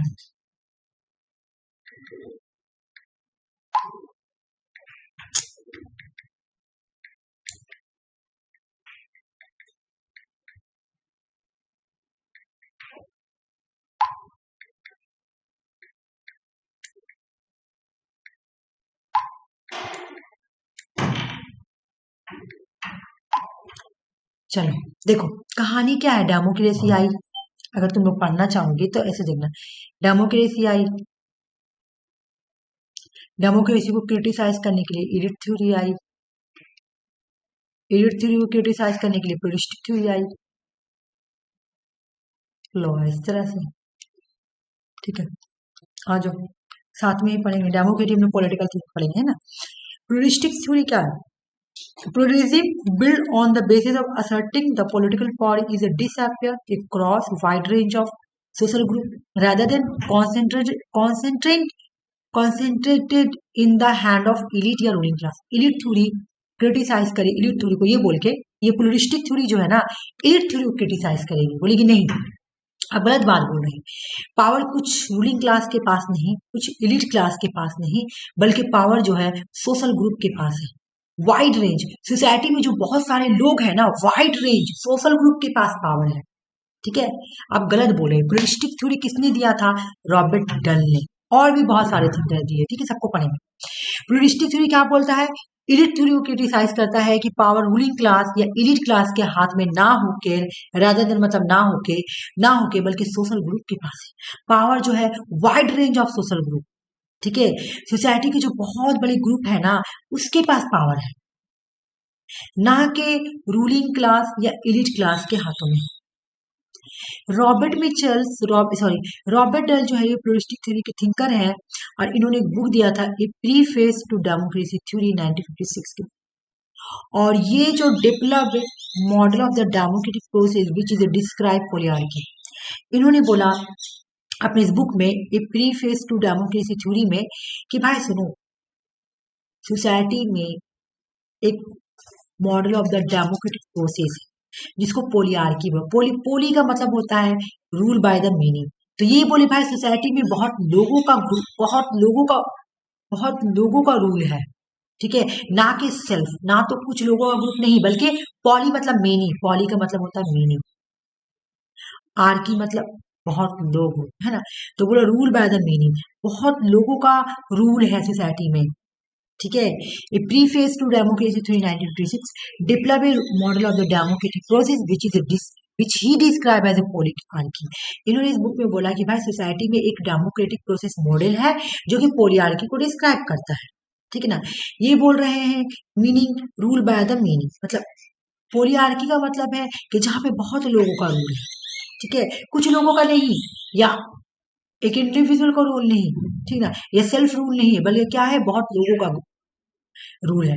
एग्जाम में क्वेश्चन आता, पोलियार्की का कॉन्सेप्ट किसने दिया, Robert Michels. A preface to democratic theory book किसका है, रॉबर्ट मिचल्स। दूसरा बुक का नाम है, आ जाओ। रॉबर्ट डन ने जो स्टडी किया था ये इंपेरिकल स्टडी था, ठीक है। रॉबर्ट डन ने जो स्टडी किया था वो कौन सा स्टडी है, इंपेरिकल स्टडीज, ठीक है, इंपेरिकल स्टडीज। और ये इन्होंने यूएस के पॉलिटिकल सिस्टम का स्टडी किया था। रॉबर्ट मिचल्स कहाँ का स्टडी करते हैं, यूएस के पॉलिटिकल सिस्टम का स्टडी करते हैं ना। किस टाइप स्टडी करने के लिए कौन सा मेथड यूज करते हैं, एम्पिरिकल स्टडीज, ठीक है। और वो कंक्लूड क्या करते हैं, comparative elections, wide spread of civil liberty. ये बोलते हैं कि भाई देखो, हमने तो देखा, मैंने तो कंपैरिजन भी किया, तो मुझे एक ही बात पता चला कि सोसाइटी में तो पोलियार्की है, ना कि एलिटिज्म है। सोसाइटी में कुछ लोगों का गवर्नमेंट नहीं है, बल्कि वाइड रेंज ऑफ पीपल का रूल चलता है, ना कि कुछ लोगों का रूल चलता। आप गलत बोल रहे हैं, ठीक है ना, ये बात इन्होंने बोल दिया। उसके बाद एक और थिंकर थे, एफ बैंथली, ये बुक एग्जाम में आता है। एफ बैंथली जो है ये भी प्लूरिस्टिक थ्योरी के ही थिंकर है। इनका बुक का नाम है द प्रोसेस ऑफ गवर्नमेंट, 1908, बहुत बार एग्जाम में क्वेश्चन आया हुआ है। David Truman, the governmental process, 1951, ठीक है।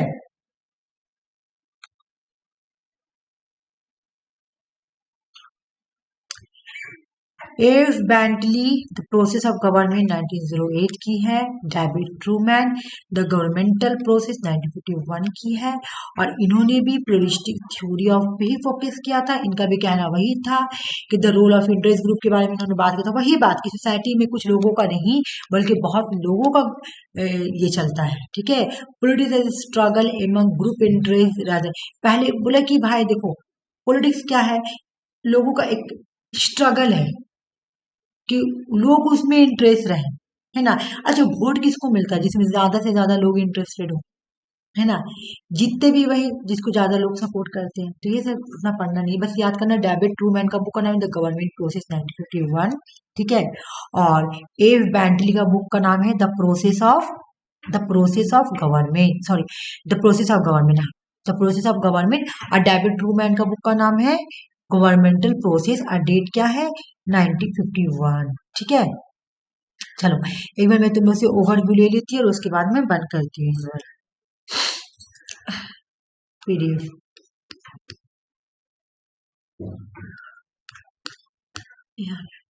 है ना, एक बार पूरा ये ले लेती हूँ, है ना। मुझे बताओ मैनेजर रिवोल्यूशन बुक किसका है,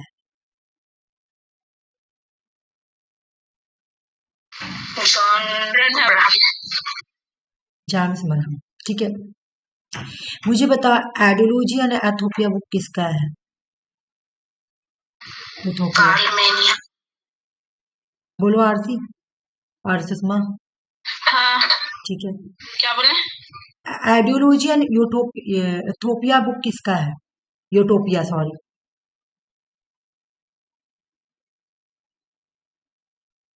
कार्ल मैनहम का है, सही हाँ, बोला। कार्ल मैनहम। उसके बाद मुझे बोलो माइंड एंड सोसाइटी बुक किसका है, परेटो का। मुझे बताओ रूलिंग क्लास किसका है, मॉस का। मुझे बताओ पावर यूनिट किसका है, पावर यूनिट, रॉबर्ट मिकल्स। नहीं, गलत, CW Mill. Mills Mills C W. Mills का हाँ, मुझे बताओ ए प्रीफेस। ठीक है, a Robert preface. Dahl. Preface हाँ रॉबर्ट टू डल। डैमो। मुझे बताओ पोलियार्की का कॉन्सेप्ट किसने दिया? Robert Dahl. Robert Dahl. मुझे बताओ कि द प्रोसेस ऑफ गवर्नमेंट किसका है? The process of government book किसका है? बेंटली। हाँ, बेंटली, बिल्कुल, एफ बेंटली। एफ बेंटली, सही बोलिए, ए एफ बेंटली। ठीक है, मुझे बताओ जल्दी sir, the government process, the governmental process किसका है? The governmental process. ट्रूमैन का। ट्रूमैन।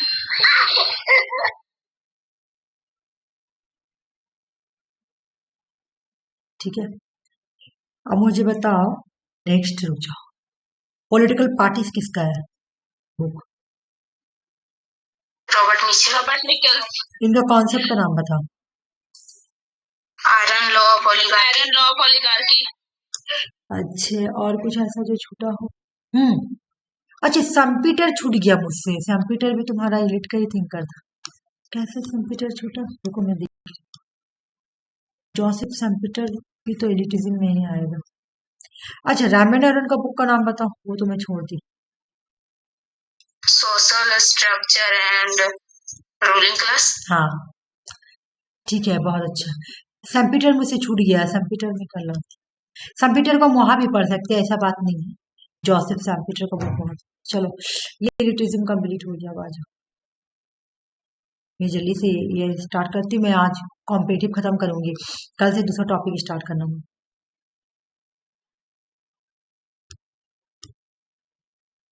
ये वाला छूट गया था मेरे से एक पेज। ठीक है, एनर गुंडर फ्रैंक जो थे, एक जर्मन अमेरिकन सोशियोलॉजिस्ट थे। इनका इनको जाना जाता है कि इन्होंने the development of under development, ये एग्जाम में आया हुआ था ना, डेवलपमेंट ऑफ अंडर डेवलपमेंट। हाँ, इन्होंने दिया था। ठीक है, capitalism and under under development in Latin America 1967 में भी बुक है। इन्होंने बोला कि वर्ल्ड का जो स्ट्रक्चर है ना, वो दो पार्ट में है। एक तो कोर पेरिफेरी, ठीक है, एक तो कोर पेरिफेरी, एक तो मतलब एक कोर एक पेरिफेरी है ना, एक कोर एक पेरिफेरी। तो इन्होंने बोला जो कोर है ना उसको मेट्रोपोलिस बोलते हैं, और जो पेरिफेरी है ना उसको सैटेलाइट बोलते हैं। कोर कौन होते हैं? Developed country. अब एग्जाम में कोई पूछेगा कि डिपेंडेंसी थ्योरी में मेट्रोपोलिस का कॉन्सेप्ट किसने दिया, तो एंडर गुंडर फ्रैंक। ठीक है ना, सैटेलाइट का कॉन्सेप्ट किसने दिया? Ender Gundar Frank. कोर को इन्होंने मेट्रोपोलिस को क्या बोला? तो कोर बोला। सैटेलाइट को इन्होंने क्या बोला? पेरिफेरी बोला। ठीक है, बस यही है, और कुछ नहीं था बस। आ जाओ यहाँ से। बोला कि पॉलिटिकल पार्टीज को दो पार्ट में बांटा गया है, और भी इसका स्ट्रक्चर यहाँ तुमको मिलेगा देखने के लिए, लेकिन हम दो ही करके पढ़ते हैं। ठीक है, नेशनल पार्टीज। बोला कि a registered party is recognise as a national party only if it fulfil any one of the three condition listed below. बोला एक पार्टी नेशनल पार्टी तभी कहलाएगा जब इन तीनों में से कोई भी एक क्राइटेरिया को फुलफिल करेगा। if its candidate have secured at least 6% of total valid vote in at least 4 state। बोला, सुनो, अगर एक कैंडिडेट, ठीक है ना, 6% उसको वोट मिलेगा, सॉरी 6% वोट मिलेगा, ठीक है ना, कम से कम 4 स्टेट में। ठीक है, in latest Lok Sabha assembly election and the party has a list for MP in and the party has at least 4 MP in the last Lok Sabha poll. बोल रहा कि जब लोकसभा हुआ ना, लास्ट लोकसभा पोल, उसमें कम से कम 4 या बोला है ना, एक मिनट, नहीं रुक जाओ। बोल रहा क्या क्या करना है, 6% वोट चाहिए 4 स्टेट में, और लोकसभा का MP होना चाहिए 4 MP। लोकसभा का 4 MP, जो अभी रिसेंट में जो हुआ होगा लोकसभा इलेक्शन, उसमें कम से कम 4 MP होना हो, मतलब जो पार्टी है ना उसका 4 MP लोकसभा में। तो ये देखो पूरा में लिखा हुआ है शॉर्टकट, ये एग्जाम में आता है, ये शॉर्टकट में याद करने के लिए मैं लिख दी हूँ कि अगर कोई कैंडिडेट के पास 6% टोटल वोट है लोकसभा का, या और एक चीज और क्या, कि कम से कम एटलीस्ट 4 MP होना चाहिए लेटेस्ट लोकसभा पोल में। तो जो लेटेस्ट लोकसभा का इलेक्शन हुआ होगा ना, उसमें कम से कम आपका 4 MP हो, तब आप कहलाएंगे नेशनल पार्टीज। ठीक है, चलो, या तो ये क्राइटेरिया फुलफिल। दूसरा, if has won at least 2% of the total seat in the Lok Sabha from the at least 3 state. बोल रहा है कि भाई सुनो, अगर कम से कम 2% सीट, ठीक है, 2% सीट 3 स्टेट से अगर मिला हुआ होगा किसी भी कैंडिडेट को, 3 स्टेट से अगर 2% सीट मिला हो, सीट सीट, इलेक्शन नहीं, वोट नहीं, देख लो यहाँ पे तुम्हारा वोटर बोल रहा है, यहाँ पे सीट बोल रहा है। 3 स्टेट से अगर 2% सीट मिला हुआ होगा लोकसभा के इलेक्शन में, तब आप नेशनल पार्टी से, ठीक है ना। या it is recognise in 4 more state, या आप 4 स्टेट या 4 से ज्यादा स्टेट में आपकी पार्टी हो रिकॉग्नाइज। मतलब देखो, आम आदमी पार्टी, आम आदमी पार्टी कहाँ कहाँ पे है, तुम लोग जानती हो आम आदमी का पार्टी कहाँ कहाँ है। आम आदमी पार्टी क्या हो गया बोलो तो, एक नेशनल पार्टी, दिल्ली में भी उसका है, उसके बाद तुमको दिल्ली में मिलेगा, उसके बाद पंजाब में मिलेगा, और भी 2 स्टेट में। तो उसका देखो 2 स्टेट ज्यादा है ना, मतलब 4 स्टेट में है, तो इस वजह से वो नेशनल पार्टी हो गया। मतलब अगर कोई पार्टी, मान लो कि मैं एग्जांपल दे रही हूँ, मान लो कि टीएमसी है, ठीक है ना, टीएमसी को बनना है नेशनल पार्टी, तो अगर वो टीएमसी 4 या 4 से भी ज्यादा स्टेट में अगर उसका बोलबाला है ना, उसका एमपी वगैरह है, वहां पे वो इलेक्शन जीत गई है ना, तब वो नेशनल पार्टीज में आ सकती है, ठीक है।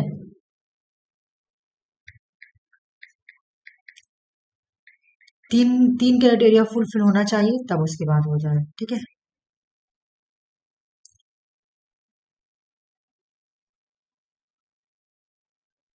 और ये एक नेशनल पार्टी है, याद रखना, आम आदमी पार्टी। तो मैं पढ़ाऊंगी कि क्या क्या नेशनल पार्टी कैसे, ऐसा बात नहीं, आ जाओ। और क्या पढ़ा, क्या,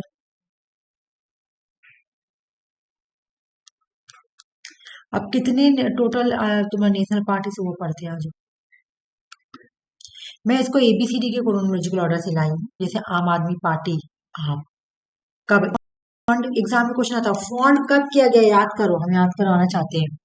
फॉन्ड कब किया गया है, तो 26 नवंबर 2012। इसके लीडर कौन है, अरविंद केजरीवाल, है ना, अरविंद केजरीवाल। अच्छा, इसका सैंबल में, अच्छा नीचे होगा इसका सैंबल, ठीक है ना। बहुजन समाज पार्टी 14 अप्रैल 1984, मायावती इसके लीडर है। Bharatiya Janata party BJP 6 April 1980, JP Nadda जो है उसके लीडर है। Communist party of India marxist वाले हैं ना, CPI 7 December 1964, BA Baby, ah sorry M A Baby के लीडर है। Indian National Congress INC 28 December 1885, है ना। इसका लेकिन अलग है, एक मिनट, इंडियन नेशनल कांग्रेस का मुझे थोड़ा कंफ्यूजिंग लग रहा है, इसका अलग दिया हुआ है, ठीक है ना। ये मैं अगली बार ही सोची थी कि मैं चेंज करूंगी, लेकिन इसको चेंज नहीं किया। मेरे कैसे सुबह में मुझे माइंड में आया नहीं कि मुझे ये चेंज करना था, और भी इसमें एक दो चीज चेंज करना था जो कि मैं कर दी, ये कैसे नहीं चेंज किया, समझे, मुझे ये लग रहा गलती है, ये नहीं गलत है, स्क्रैच खेलने हो गलत है। वो तो 885 में ए होम थे, है ना। इंडियन नेशनल कांग्रेस का अगर तुम फाउंडर देखोगे तुमको मिलेगा ए ओ ह्यूम, ह्यूम, HUM। ये पीडीएफ में चेंज करके भेज तो ह्यूम है, ए ओ ह्यूम, ए ओ, ओ सॉरी, लीडर पूछना, अभी प्रेजेंट लीडर का नाम दे रहा, सॉरी लीडर का पूछना ना, सॉरी सॉरी, फाउंडर नहीं पूछा, सॉरी, इसीलिए गलत हो, लीडर पूछना, प्रेजेंट लीडर। समझ में आ रहा है ना, ये लीडर हम ही बोले कि गलत कैसे हुआ, प्रेजेंट लीडर बोल रहा है कि कौन है इंडियन नेशनल कांग्रेस का, आईएनसी का। सुनो, ये लीडर पूछ रहा ना, इस वजह से इसका नाम ये हुआ, ठीक है। लीडर लीडर ठीक है, ये लीडर पूछ रहा, फाउंडर नहीं पूछ रहा, ठीक है ना, लीडर पूछ रहा। Arvind Kejriwal, Mayawati, JP Nadda, M A Baby, और ये है मलिक, जो मलिक अर्जुन खड़गे, ठीक है, ये प्रेजेंट है, ठीक है, प्रेजेंट लीडर ये। इंडियन नेशनल कांग्रेस से नेशनल पीपल पार्टी एनपी 6 जनवरी 2013। और इसका जो अभी तुम्हारा ये प्रेजेंट लीडर है वो है कॉन्ड्रेन संगमा। ठीक है, हालांकि इसका फाउंडर तो कोई और है। ठीक है, लीडर पूछ रहा हूं, मैं सही कंफ्यूज हो गया। मुझे जल्दी से बताओ तो पहले तुम लोग कि आईएनसी का डेट बताओ, फाउंडिंग 1885 आरसी 1885। हाँ, आपका मुझे जल्दी से डेट बताओ। 14 अप्रैल 2012। जल्दी से मुझे बहुजन समाज पार्टी का डेट बताओ।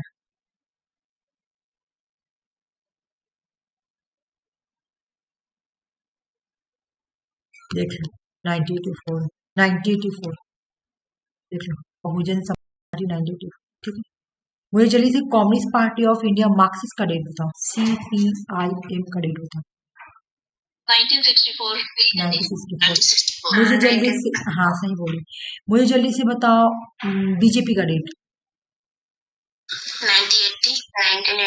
1980। आम आदमी पार्टी 2012, बहुजन 1984, भारतीय 1980, कम्युनिस्ट पार्टी 1964 और नेशनल पीपल पार्टी 2013 है ना, सबसे न्यू वही हो गई। चलो अब एक एक करके पढ़ते हैं। आम आदमी पार्टी जो है कब आया था भाई, तो इसके फाउंडर बोलो या लीडर अरविंद केजरीवाल है, 26 नवंबर 2012 है ना। बोले इसका ओरिजिन कैसे हुआ था, 2011 में India anti corruption movement start हुआ था।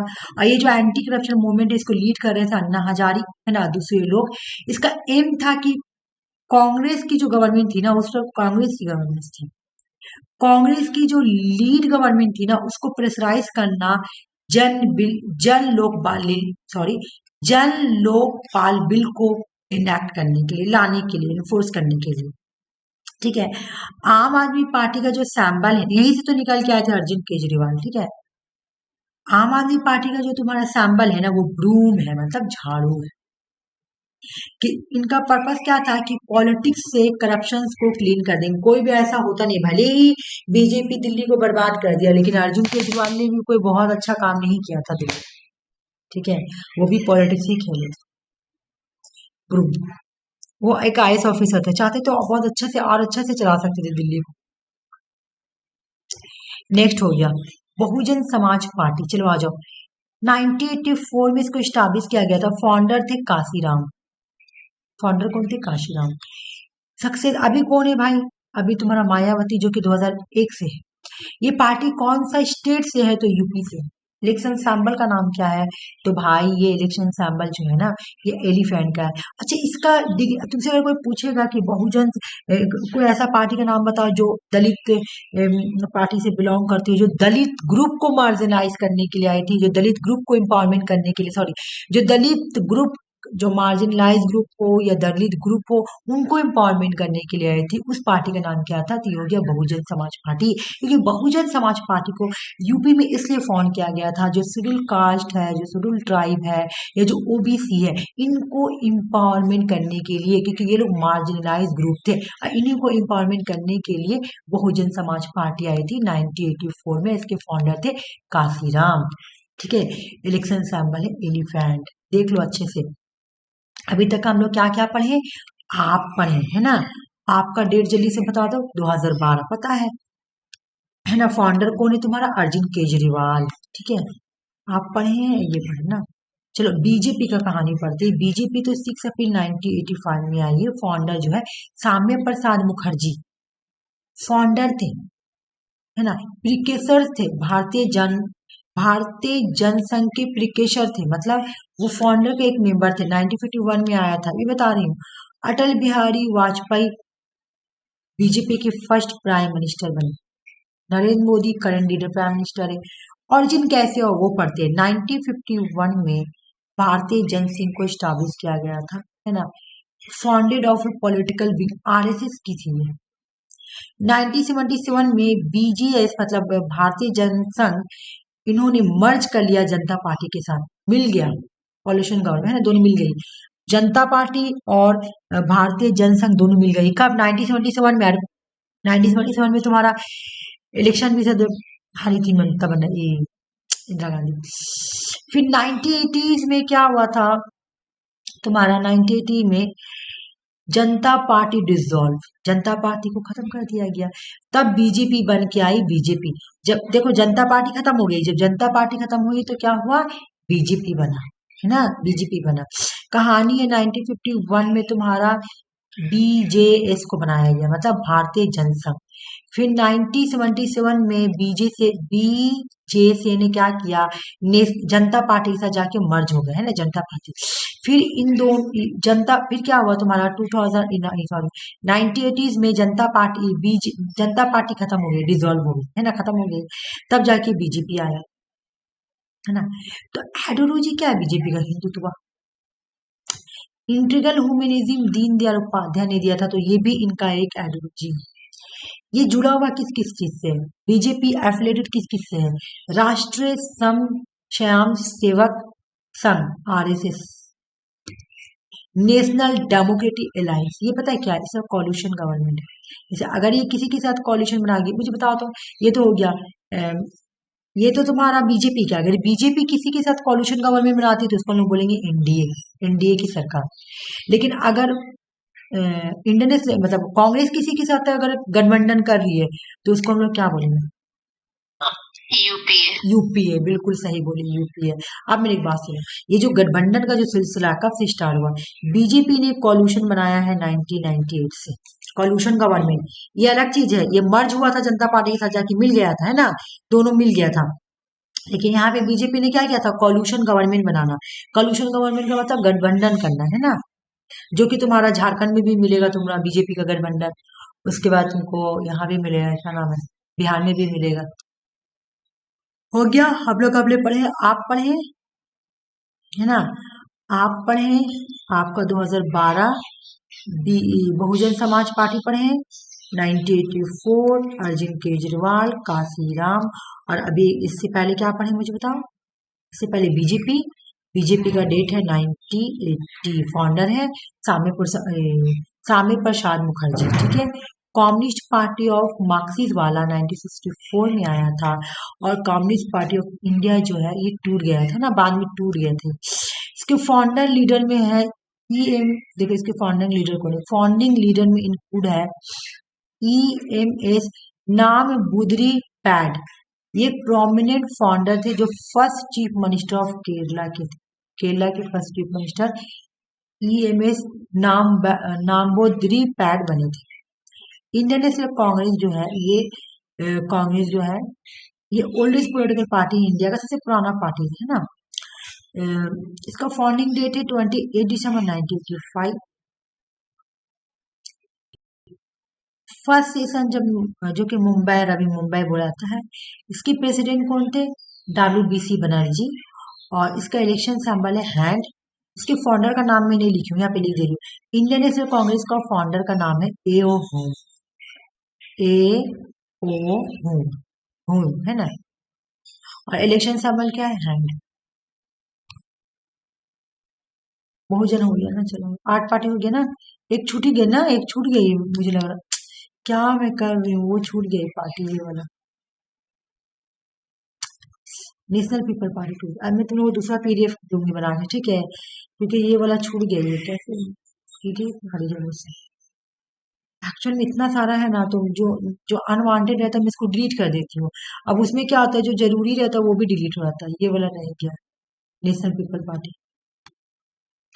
मैं कल तुम लोगों को वो करा दूंगी, बहुत सारा पेज छूट छूट जा रहा है। तो मैं कल वो कराऊंगी, और एक और बात बोल रही हूँ, हाँ, अ, वो मैं कल करा दूंगी। और मैं पीडीएफ तुम लोगों को दूसरा दूंगी जिसमें सब हो, है ना, जिसमें इंडियन नेशनल कांग्रेस के बाद नेशनल पीपल पार्टी, ठीक है? अब आता है स्टेट पार्टी, तो स्टेट पार्टी के बाद में पढ़ लेते हैं। मुझे एक बार खाली तुम लोग अपना रिवीजन दे दो, उसके बाद में चलना आती है। मुझे बताओ कि तुमको एक मिनट जो मुझे तुम लोग ये बताओ कि नेशनल पार्टी बनने के लिए क्या क्या कितनी तरह का क्राइटेरिया है इंडिया में? आपका आवाज कट रहा थी। बोल रही हूँ कि नेशनल पार्टी बनने के समझ में भी नहीं आया। नेशनल पार्टी बनने के लिए इंडिया में कितने तरह का क्राइटेरिया होना जरूरी है?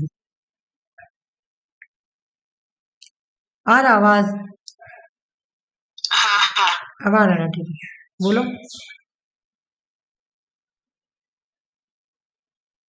6% देखो वोट चाहिए फॉर स्टेट और स्टेट में 6% वोट चाहिए, है ना। उसके बाद लोकसभा या 3% स्टेट लेजिस्लेटिव असेंबली जो भी, और 4 स्टेट में हाँ तुम्हारा 4 स्टेट से चाहिए, है ना, 4 स्टेट में जीतना हो, है ना। हाँ दूसरा तुम्हारा क्या है कि लोकसभा में 2% सीट चाहिए, 2% MP सीट, चाहिए 2% सीट। और अगर कोई स्टेट पार्टी, लोकसभा में अगर कोई स्टेट पार्टी, है ना, अगर कोई स्टेट पार्टी 4 या मोर देन स्टेट में अगर रिकॉग्नाइज है, 4 या 4 से भी ज्यादा, मोर देन स्टेट, है ना, मोर देन स्टेट में अगर वो रिकॉग्नाइज है तो वो नेशनल पार्टी कहलाएगा, ठीक है। ये हो गया। और मुझे बताओ कि 8 पार्टी में से नाम बताओ नेशनल पार्टी का नाम। आम आदमी पार्टी, हाँ, भारतीय जनता कांग्रेस, आप, हाँ Indian national Indian National Congress, Congress, और बताओ। Communist party of India, CPIM, CPI, CPIM, CPIM, BJP, और बताओ। Bahujan Samaj, BSP, BSP, BJP, और बताओ। हाँ NPP, National People's Party, National People party, मुझे इसका डेट बताओ नेशनल पीपल पार्टी का। 2013, 2000, मैं इसको नहीं पढ़ाई लेकिन कल पढ़ाऊंगी। बीजेपी का बताओ। 1980, बीएसपी का बताओ। 1984, सीपीआईएम का बताओ। 1964, आईएनसी का बताओ ना, आईएनसी का 1885, 885, मुझे जल्दी से बता दो। आपका डेट बताओ। 2012, 2012। सबसे न्यू कौन है? ये है ना नेशनल पीपल पार्टी, ठीक है। फाउंडर भी एनपीपी, मुझे बहुजन समाज पार्टी का फाउंडर का नाम बताओ। काशीराम, काशीराम। इसका मैं इसीलिए पूछे, कल पढ़ाऊंगी तो इसका बता दूंगी। कल से मैं नया टॉपिक स्टार्ट करूंगी, लेकिन जो छूट गया तो कराना पड़ेगा ना मुझे। उसका संगमा है ना, नहीं, इसका कहानी है, इसका लंबा कहानी है, थोड़ा कहानी से स्टार्ट होगा। हाँ हाँ, संगमा तो सही बोली, लेकिन इसमें थोड़ा है कहानी। इसका फाउंडर का नाम मैं लिख देती हूँ, चलो फिर भी। एन, सुषमा सही बोली। नेशनल नेशनल पीपल पार्टी, ठीक है। चलो, इसका अगर तुम सैम्पल बोलेगी क्या है तो बुक है, ठीक है। पहले फाउंडर लिख देती हूँ। फाउंडर है ये संगमा,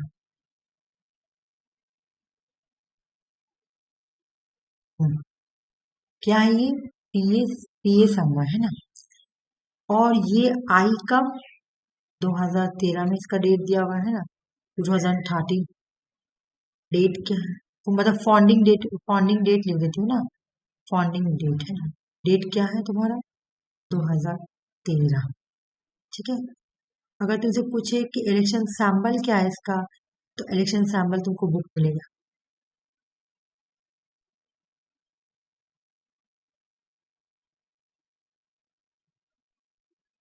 ठीक है, हो गया। बाकी इसके बारे में उतना कुछ नहीं।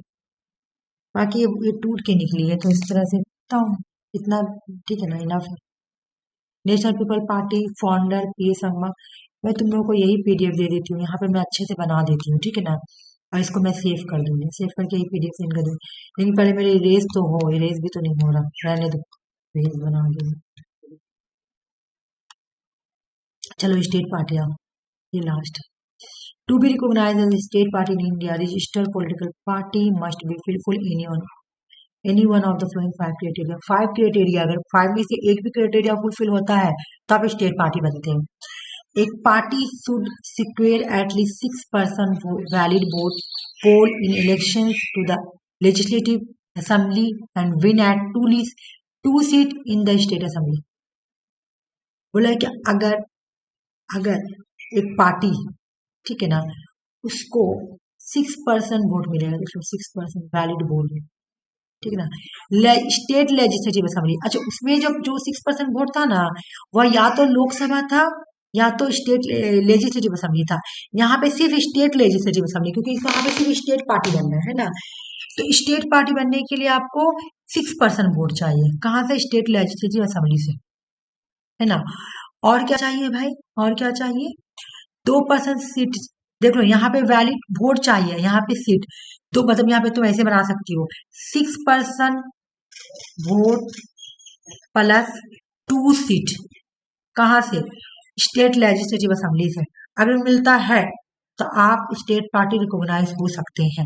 दूसरा criteria, a party should secure at least 6% valid vote poll election Lok Sabha. देख लो, या तो लोकसभा से 6% वोट मिले, है ना, बोला अगर स्टेट को लोकसभा इलेक्शन से 6% वोट मिल रहा है, ठीक है ना, and win at least 1 seat on Lok Sabha, या एक सीट मिला हो, देख लो एक सीट, दो सीट और 6% वैलिड वोट मिल रहा हो स्टेट लेजिस्लेटिव असेंबली से। देख लो स्टेट लेजिस्लेटिव असेंबली ऊपर बोल रहा है, नीचे लोकसभा बोल रहा है, नीचे लोकसभा, लोकसभा से आपको 6% वोट मिला हो और प्लस 1 सीट मिला हो। यहाँ पे देख लो, अगर तुम यहाँ पे अगर तुम बनाओगी तो कैसे बनेगा? अगर तुम बनाना चाहोगी तो मैं, अगर तुम बनाना चाहोगी तो कैसे बनाओगी कि 6% वोट, है ना, और प्लस 2 सीट, यहाँ पे वोट लिखना पड़ेगा। कहाँ से? State legislative assembly.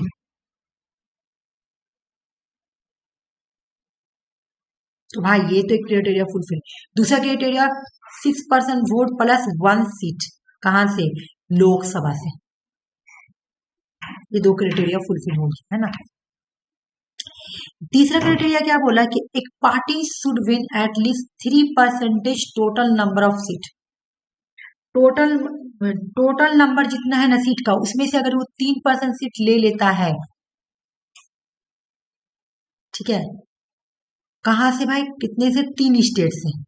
A party should win at 3% seat of total number of seat या any fraction therefore allocated to the state. यहाँ फ्रैक्शन मतलब 3% बोल रहा है, 3 स्टेट 3 सीट, है ना, फ्रैक्शन करोगे तो 3 सीट हो जाएगा, या 3 सीट, सॉरी सॉरी, यहाँ पे और दिया हुआ है ना, और दिया हुआ यहाँ पे नहीं लिखी होंगी सर। यहाँ पे समझना कि जितना भी नंबर ऑफ सीट है ना, मान लो कि 10 सीट है, तो इस 10 सीट में अगर तुमको 3% सीट मिल जा रहा है ना, तब तुम स्टेट पार्टी हो, है ना। बोला कि यहाँ बोल रहा है कि एटलीस्ट 3 सीट होना चाहिए या उससे भी ज्यादा सीट होना चाहिए, या आपको 3 सीट मिले या उससे ज्यादा सीट मिले, है ना, 3 सीट या उससे भी ज्यादा। At least MP for every 25 member, any fraction allocated in state Lok Sabha. यहाँ जो ऊपर बोला है ना, वही को बस यहाँ पे तुम्हारा लोकसभा में कर दिया है कि एटलीस्ट 1 MP, एक MP for every 25 member. 25 member का बोल रहा है कि फ्रैक्शन निकाल के इस तरह से, at least 1 MP for every 25 member, एक MP हर 25 मेंबर में निकालना है ना, फ्रैक्शन करके निकालना है। Any fraction allocated in the Lok Sabha, लेकिन लोकसभा स्टेट से, ठीक है ना। तो ये भी एक तुम्हारा क्राइटेरिया, इसको याद कैसे करना मैं बता रही हूँ।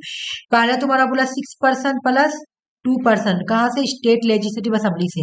दूसरा बोला 6% 1 सीट, तुम्हारा कहाँ से? लोकसभा से। तीसरा बोल रहा है तुम्हारा 3%, 3% वाला क्वेश्चन पूछ रहा है। और फोर्थ में क्या बोल रहा है कि 1%, है ना, 1 MP और प्लस 25 मेंबर। यहाँ पे क्या बोल रहा है? हाँ मतलब इसी यहाँ समझ जाओ, एटलीस्ट लोकसभा से एक सीट, ठीक है, एवरी 25 सीट, मतलब 25 सीट दिया गया है, तो अलोकेट किया गया है कि 25 सीट, है ना, 25 सीट में से कम आपको एक सीट मिलना चाहिए लोकसभा का, ठीक है। यहाँ पे बोल रहा है कि हर 25 लोकसभा सीट, 25 सीट से सेट किया गया है, 25 में से आपको एक मिल, मान लो कि यूपी को दिया गया 80 सीट, है ना, यूपी को 80 सीट दिया गया है, तो आपको हर 25 में से एक सीट लाना है, 25 में से एक, 25 में से एक, 25 में से 3 सीट, तब जाके आप स्टेट पार्टी बन जाइएगा, ठीक है ना। हर 25 मेंबर में से आपको एक सीट जीतना है, ठीक है। अभी जरा 5 नंबर क्या बोल रहा है, under the liberalized criteria one more clause that it will be eligible for recognized as the state party if it secures 8% या more total valid vote in the state। बोला कि भाई at least 8% of total valid vote, ठीक है ना, 8% total valid vote, है ना, इधर लोकसभा या स्टेट लेजिस्लेटिव असेंबली से अगर आपको मिल रहा है, ठीक है ना, आप जीत रहे हैं लोकसभा स्टेट लेजिस्लेटिव असेंबली से, तो आपको क्या बन गया, स्टेट पार्टी बना दिया जाएगा। देखो तुमको ना डायरेक्ट कैसे याद कर लेना है कि पहले बोला है 6+2 का, फिर बोला 6+1 का, फिर बोला है 3%, फिर क्या बोला है 3%, 3 नंबर 4 नंबर में क्या बोला है, 4 नंबर में बोला है कि 1 एमपीज 25 और लास्ट में 8%। बस ऐसे याद कर लेना, एग्जाम में क्वेश्चन सॉल्व हो जाए, ठीक है ना। याद हो गया कि नहीं बताओ, याद हुआ कि नहीं तुम लोगों को, बोलो, हाँ है ना। चलो आज ऑल इंडिया तृणमूल कांग्रेस का एग्जाम में बहुत बड़ी क्वेश्चन आया हुआ है। 1 जनवरी 1998, लीडर है ममता बनर्जी, फाउंडर भी है ममता बनर्जी, बहुत मेन इन्फ्लुएंसर तो वो कहाँ मिलेगा, टीएमसी का वेस्ट में। सैंपल क्या है भाई, जोड़ा घास फूल, 2 फ्लावर्स विद ग्रास, 2 फूल है किसके साथ, घास के साथ, है ना। All India Trinamool Congress AITC, है ना, 1 जनवरी 1998 में, founder leader Mamata Banerjee, influencer West Bengal, sample जोड़ा घास फूल, 2 फ्लावर्स विद ग्रास के साथ। कम्युनिस्ट पार्टी ऑफ इंडिया, देख लो एम नहीं लगा हुआ है, एम नहीं लगा हुआ है, ये स्टेट पार्टी है, एम वाला जो है वो नेशनल पार्टी है। हम में तुम लोगों को सिर्फ स्टेट पार्टी, सारा स्टेट पार्टी आएगा।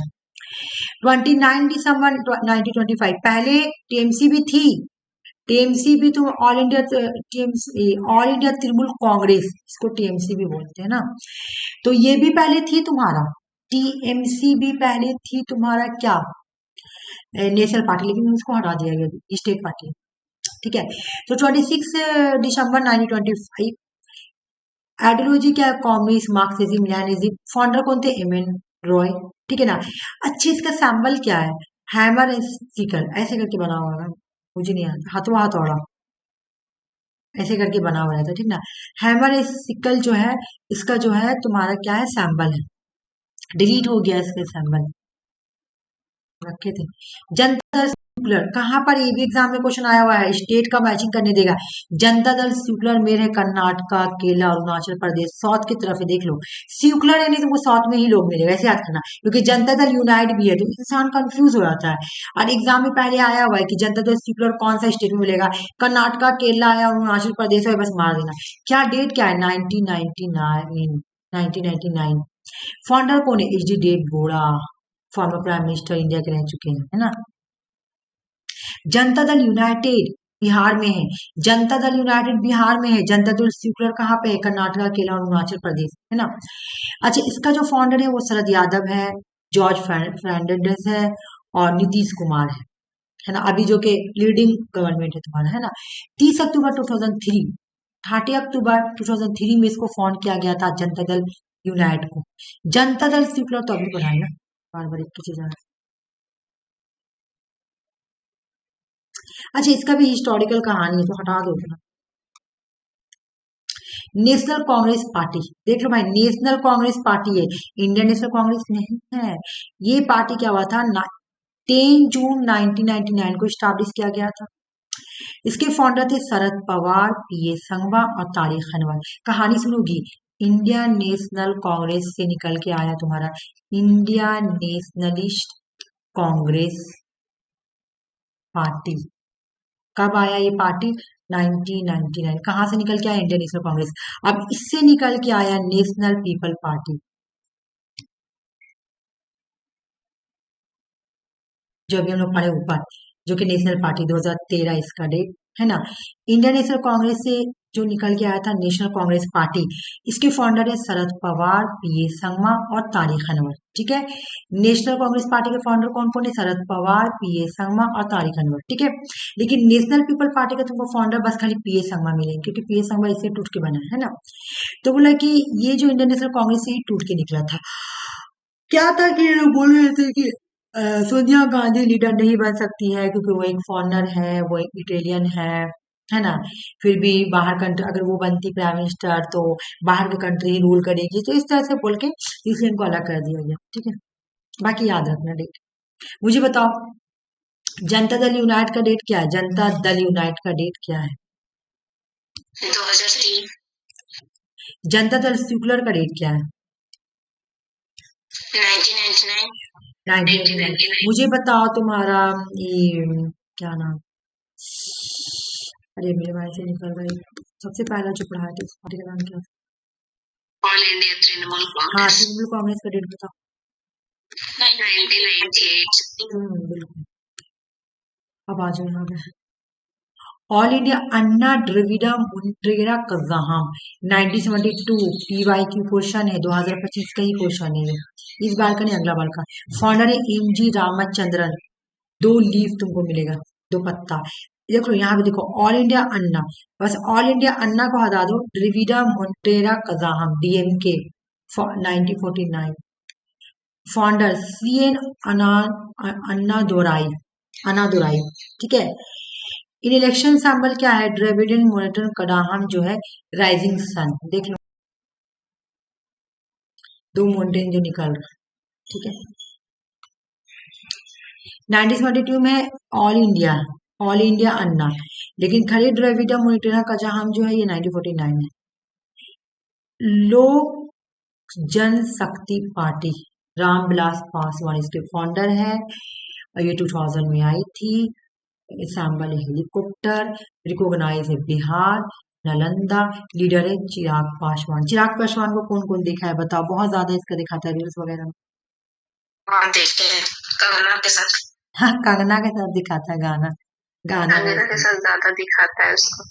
हाँ, हालांकि ऐसा कोई लिंक नहीं है, देखने में भी स्मार्ट लगता है। कोई कोई बोलता है गे है क्या क्या, मतलब जिसको जो मन करता है तो बोलता है अपना, हालांकि किसी के बारे में नहीं ऐसे बोलना चाहिए, गलत बात है। नहीं, जिसको जो मन आता है अपना बोलता है। हालांकि मूवी भी बनाया है कंगना के साथ। तो ये है रामविलास पासवान का बेटा, तो उसके फादर का जब डेट हुआ तो ये चिराग पासवान बैठा, ठीक है, बेटा ही बैठेगा। बोला जाता है कि ये बॉलीवुड में गया था तो पॉलिटिकल लीक की वजह से ही गया था, कि रामविलास पासवान है ना, रामविलास पासवान का बेटा चिराग पासवान। इसका बहुत मतलब हमेशा ये बात सही बोली कि उसका ज्यादातर तुम्हारा कंगना के साथ देखता है, ठीक है। नेशनल कांग्रेस अभी पढ़ा है ना ऊपर, अभी पढ़ा है ना ये वाला, हाँ अभी पढ़ा है, बढ़ा दिए। इसका यहाँ पे देखो ठीक दिया हुआ है, फाउंडिंग डेट क्या है? 1999। जी PDF ठीक से बनाना पड़ेगा। फाउंडर कौन है? Sharad Pawar, PA Sangma, Tariq Anwar. Election sample घड़ी, ठीक है। टूट के किसे निकला था? देख लो, टूट के यहाँ दिया, कैसे ओरिजिन आया था? Indian National Congress due to the opposition Sonia Gandhi foreign origin as a party leader.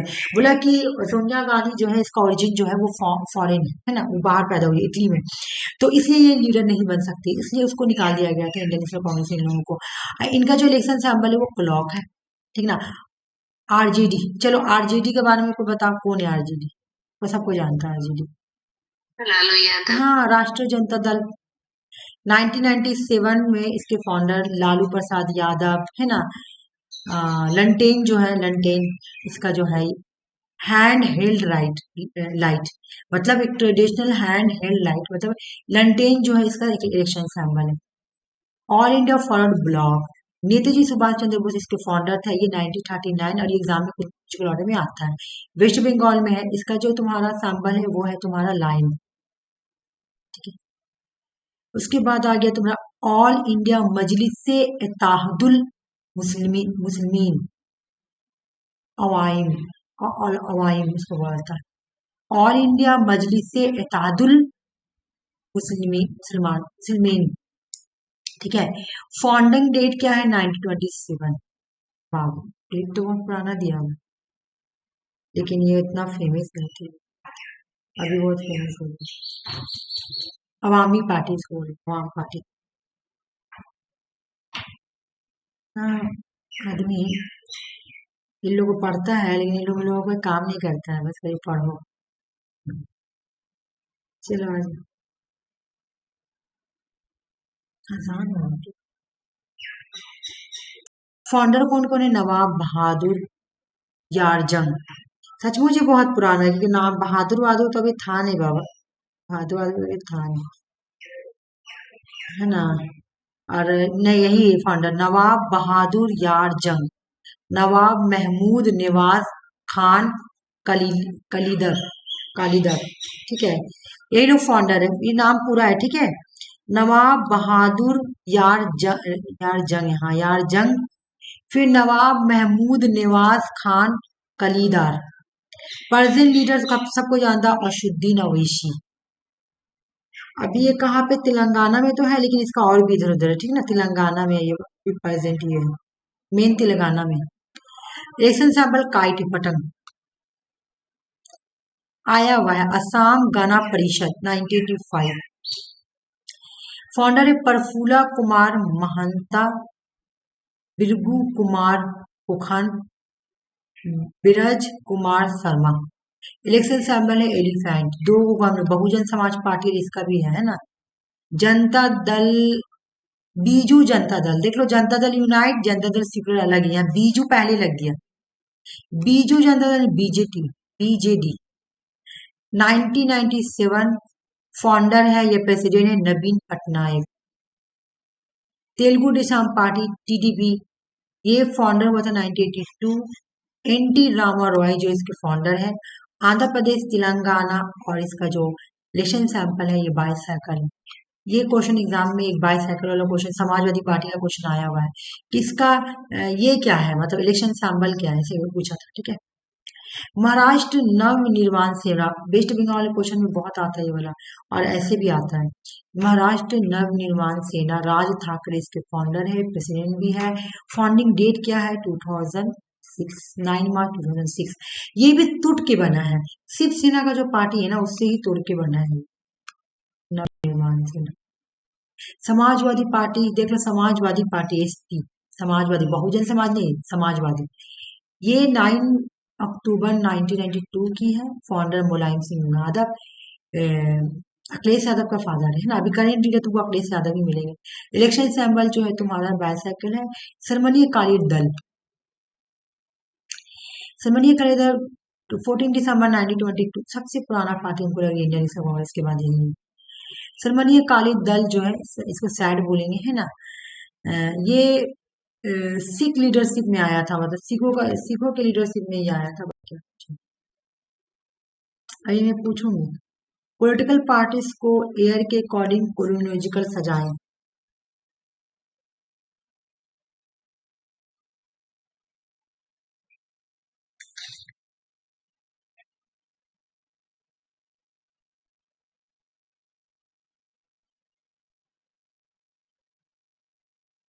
Option 3। बोलो, कौन बोलेगा। जनता दल यूनाइट देख रहे हैं, ऑप्शन 4। 4, सुषमा ये बोली है, लक्ष्मी ये ऑप्शन बोली, 3। और आरसी भी ये बोली। चलो हम देखते हैं, जनता दल यूनाइट का मुझे 2003। 2003, ठीक है। यूनाइट, जनता दल यूनाइट है ना। और ये मुझे बताओ कि ये है कहाँ। 1998। नहीं, ये तो ठीक है। बिहार में, बिहार में, बिहार।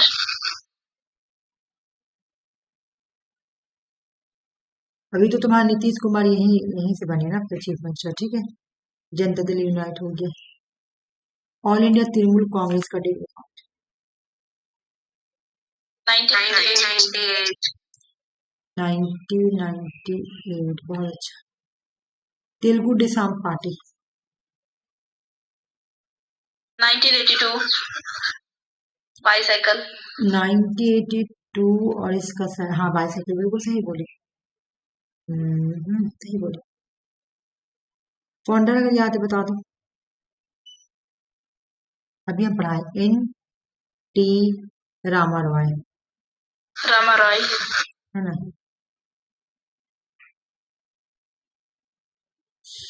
देखो डी, ए वाला नहीं है, देखो डी एम के है, डी एम के का डेट बताओ। 1985। 1972। आसाम खाना परिषद 1985। ओ हाँ अब 1980 डीएमके का ना पूछ। डीएमके का पूछा, चलो वो भी ठीक है, डीएमके का बता दो। डीएमके का 49। 1949, हाँ। ए वाला 1972 है, ए वाला 1972 है, ठीक है। लक्ष्मी ए वाला 1972 है, डीएमके जो है 1949 सही बताई सुषमा। हाँ, और आसाम वाला भी ठीक बताई, आसाम गण परिषद जो है वो भी ठीक है, ठीक है। बाकी कुछ अगर गलत होगा तो नहीं, कुछ गलत तो नहीं है, बाकी सब ठीक है, आसाम गण परिषद वगैरह, ठीक है। हम्म, हाँ, तो उसके अकॉर्डिंग देखो कौन बैठ रहा है सबसे पहले, तुम्हारा सबसे है।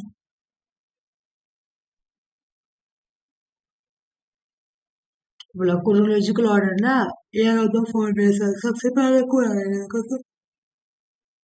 1985, 92, 92। ये डब्ल्यूडब्ल्यू के कजन हाँ में आ हाँ हाँ, जाएगा ना बिल्कुल, हाँ, 1949। इसका बैठ गया, हाँ बैठ गया। और सबसे लास्ट में आ जाएगा जनता दल यूनाइटेड हाँ हो गया, 2003। देखिए ना लक्ष्मी क्वेश्चन कैसे सॉल्व हुआ, ठीक है। चलो फिर आया वही वाला दूसरा, लो। ऑप्शन 1। डीएमके 1949, सिरमनानी 1920, 1920। टीडीपी का बताओ, टीडीपी 1982। 1982 में लिख रही तुम्हारे बोलने पर ही। हाँ। और बताओ। इसका 1997। बीजू जनता दल यहाँ पे 1997 है। देखो टीडीपी हो गया तुम्हारा 1982 सही बताई, और 1997 सही।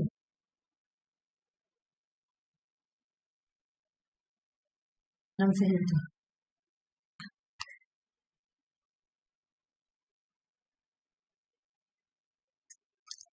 करो ये वाला आगे बढ़ो। ऑप्शन 3। ऑप्शन 3, अच्छा और बोलो। हाँ, पॉलिटिकल पार्टी के स्टडी को स्टेशियोलॉजी कहा जाता है। इसमें से करो। और इसका भी ऑप्शन 3 होगा, हम पता है यही वाला का आंसर दे दिए जो मैच द कॉलम है, उसको हम देखे। अच्छा और बताओ। ऐसे उसका भी 3 हो, हाँ हाँ 3 हो। हाँ।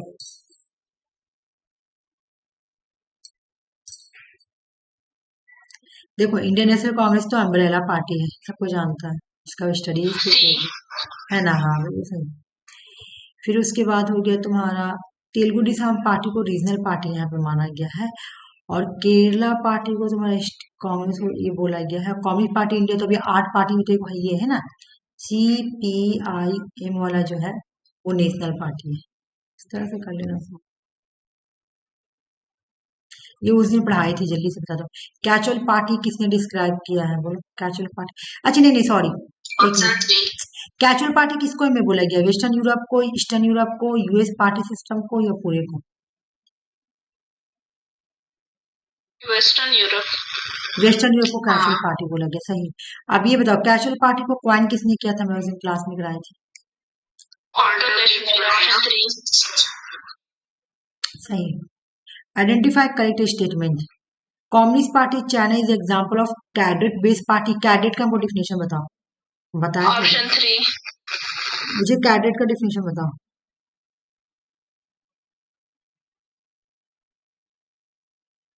कैडर तो वो हम 2 टाइप का बताए थे ना, एक कैडर था और एक मास था।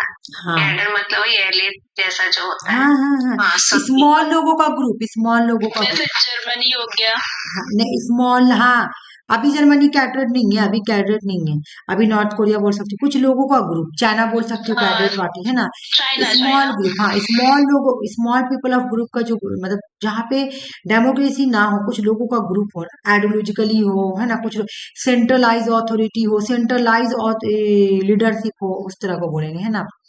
Auto Kirchheimer argue the category of catch all party, बिल्कुल, तो ए और बी तुम्हें सही है।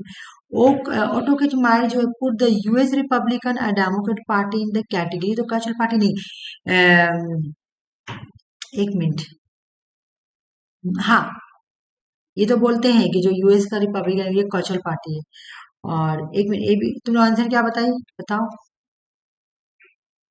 हम बताए ऑप्शन 3। हाँ तो सारा ही सही है ना, ई गलत हो जाएगा खड़ी। अरे ये तो थॉमस जेफरसन का जो principle UK declaration of freedom, ये गलत है। इनका नहीं तो डी हटा, ई हटा दो, बाकी सब सही है। एंथोनी डिवास portray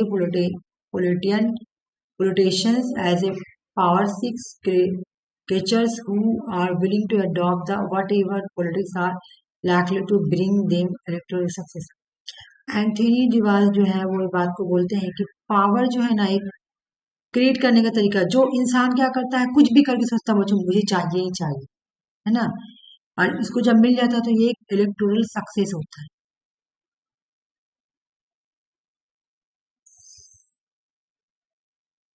ये नहीं पढ़ाई ना, ये नहीं पढ़ाई वो लोग, हटाती हूँ। हाँ सही, ऑप्शन 1 हाँ होगा सही इसका। था, ये करो, सही था आरती। एक मिनट, क्वेश्चन क्या बोला, नेशनल पार्टी बनने के लिए क्या क्या क्राइटेरिया चाहिए?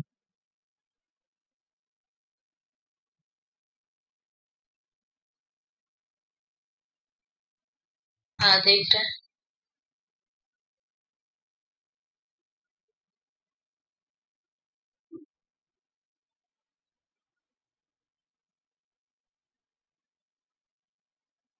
ऑप्शन 2। एबीसी बोली, सिर को बनाई ऑप्शन 2। जनरल इलेक्शन दो party number. must have 96% it has been the minimum 2% three different state party play better role in 8 और मोर स्टेट। कहाँ गया इसका आंसर? वैसे वो सही थे, मैंने डिलीट कर दिया, ठीक कोई बात नहीं, मैं फिर से पीडीएफ बना के दूंगी ना तो उसमें रहेगा, ठीक है। चलो ये एक बार देख लो, ये तो तुम लोगों को पढ़ा हुआ है। टू पार्टी कहाँ कहाँ मिलेगा तुमको? यूनाइटेड स्टेट में Democratic Republic, Conservative Party, Labour Party, Italy में Brother Party, Democratic Party, Five Star Party. ये तुम्हारा खत्म हुआ। देखो कॉम्परेटिव कंप्लीट हो गया, तो एक पेज जो भी बचा हुआ है वो हम कल कराएंगे, ठीक है।